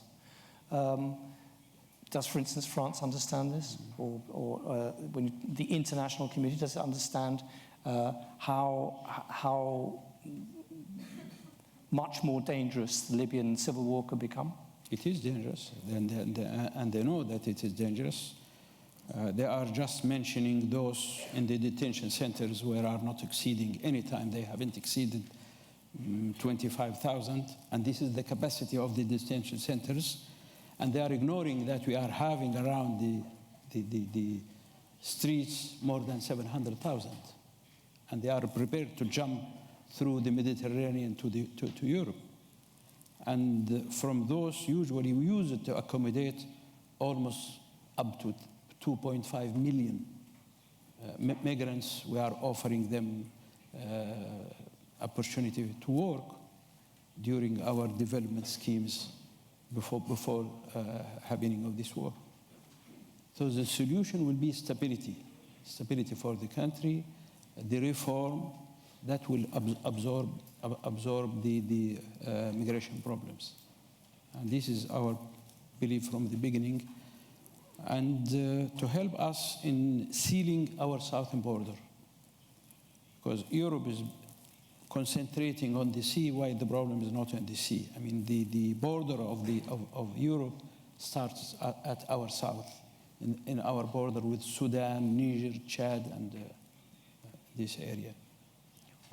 What then was the purpose of bombing Tajura? A detention, a center for 53 died in that bomb. I think you have to ask who bombed it. Was it a pure terror act? We are finding any reason, just it is a criminal act. It's a criminal war. And I'm not seeing even the will to punish who make it. Although it is declared even by United Nations. I'm just thinking, I'm saying that because I'm thinking even if a ceasefire is declared, could you sit down at a table with someone like General Haftar? I think history teaches us that after ceasefire anywhere, there must be a sort of negotiations. Who's going to be involved? It's up to the people to decide. I'm not seeing it impossible, because if it is impossible, it means that there is no solution. You have to be open to sit with everybody, and somebody is representing. There can be indirect negotiations. Always there is a way of doing it. Maybe it starts with indirect negotiation. This is how I look to it. But let's have the war stop first. And do you think that there is a temptation on the other side to, with this influx of mercenaries, just to keep fighting until they've got enough of a stranglehold on Tripoli that changes the balance of power? You actually have two important provinces dominated by the other side at the moment. They've territorially, they've got much more control of the territory of Libya. Wouldn't they simply just be tempted to carry on? I think he's targeting the capital because the capital is a capital. And if you control the capital, it gives the sign that you are controlling all other areas. That's why he's targeting Tripoli. Although he knows that it is very, very difficult and very dangerous. And talking of the international community, what indications are you getting from Britain, from America, from Germany, supporting a real ceasefire and a real peace process? I mean, speaking as a Britain, we're just about to have an election. Our foreign policy is very quiet at the moment. Our diplomats are extremely quiet. There is no British minister that I'm aware of here in the Med conference. There have been in the past. I'm describing a situation to you where Britain in particular, but I have a feeling also America as well, is completely wrapped up in its own political instability and problems, and seems to have abdicated responsibility in the Mediterranean, if that's not too strong a way of putting it. What hopes do you have of the real engagement needed by the old powers in the Middle East to push this process further? Because their absence here at this conference is really an indicator of what I'm talking about.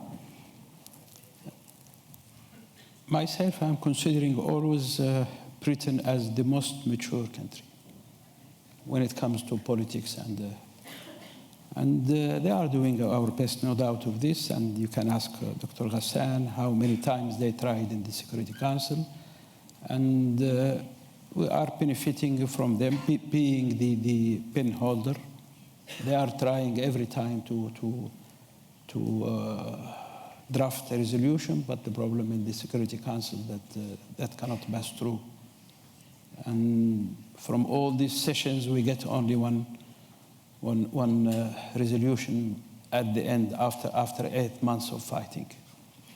So I think Britain is trying, but the problem is coming from other countries. But we need to be helped by other countries rather than UK. Germany is helping, but our problem comes mainly from France, from other countries. And if your main challenge is in the Security Council, and I assume what you mean is that your main challenge now is Russia, how would you then persuade the Russians Lavrov was here.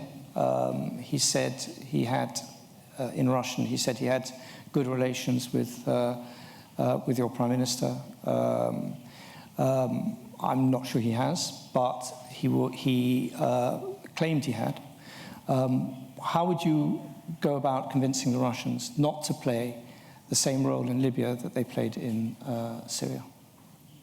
I myself know the Russian from very close distance. I have been negotiating with them many times, and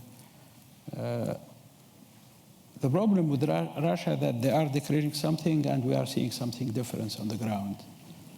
And when we approach them, they say this is a private company, Wagner has nothing to do with the government and so on. And of course, Russia is looking for Libya as a very strategic location, no doubt of this. And they tried, even with the old regime, they tried to have a presence. It's not a secret. And maybe they're still dreaming of their strategy, the old strategy, which cannot be implemented on the ground. But for the time being, they are hanging on these private mercenaries and so on. And still we have contacted with them. It's ongoing contact. This is how I see Russia. You both sound very pessimistic. Could you say something to us that lifts this discussion? We just got finally a moment. One statement from you, sir, and one statement from you about the future of Libya. I think it is the problem of the Libyan wealth who created the problem. I can say to any country that if it is the mutual interest, we are there. We are prepared to negotiate and to safeguard their interests. But if they are only looking to their interests without considering the Libyan interests, then we cannot work together. And we want to satisfy that we know that we have a very good location. We are in the middle of the world. If you look to the map, we are in the middle of the war. We are the real gateway to Africa. We are linking Europe, Africa, and Asia, and we have a lot of potential. And that's why when we signed a memorandum of understanding with Turkey, I mean, a huge reaction comes in, while it is a very normal memorandum of understanding of protecting our rights in a strip.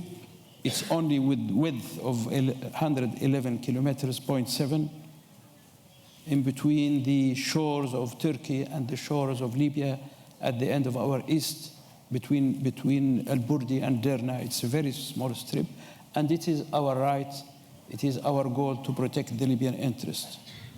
And that will involve a lot of interest for the European as well. Either it will be ExxonMobil, or it will be Eni, or it will be Total, who will be benefiting with us. So if it is a joint benefit, we are ready to do that. But if there is a dream of a colonial period, we are not prepared, and we are prepared to fight. Thank you. So, one final comment.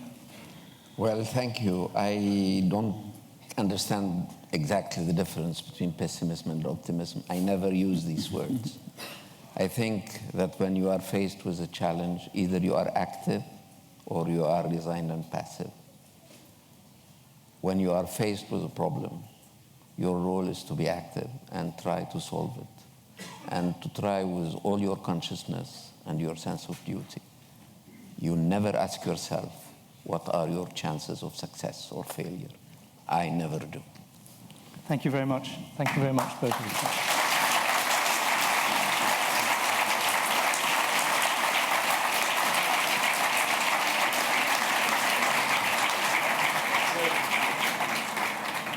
That was very good. Thank you. Ladies and gentlemen, buffet lunch is at Colonial Rooms at the lobby level. MED starts again at 2:30. Thank you.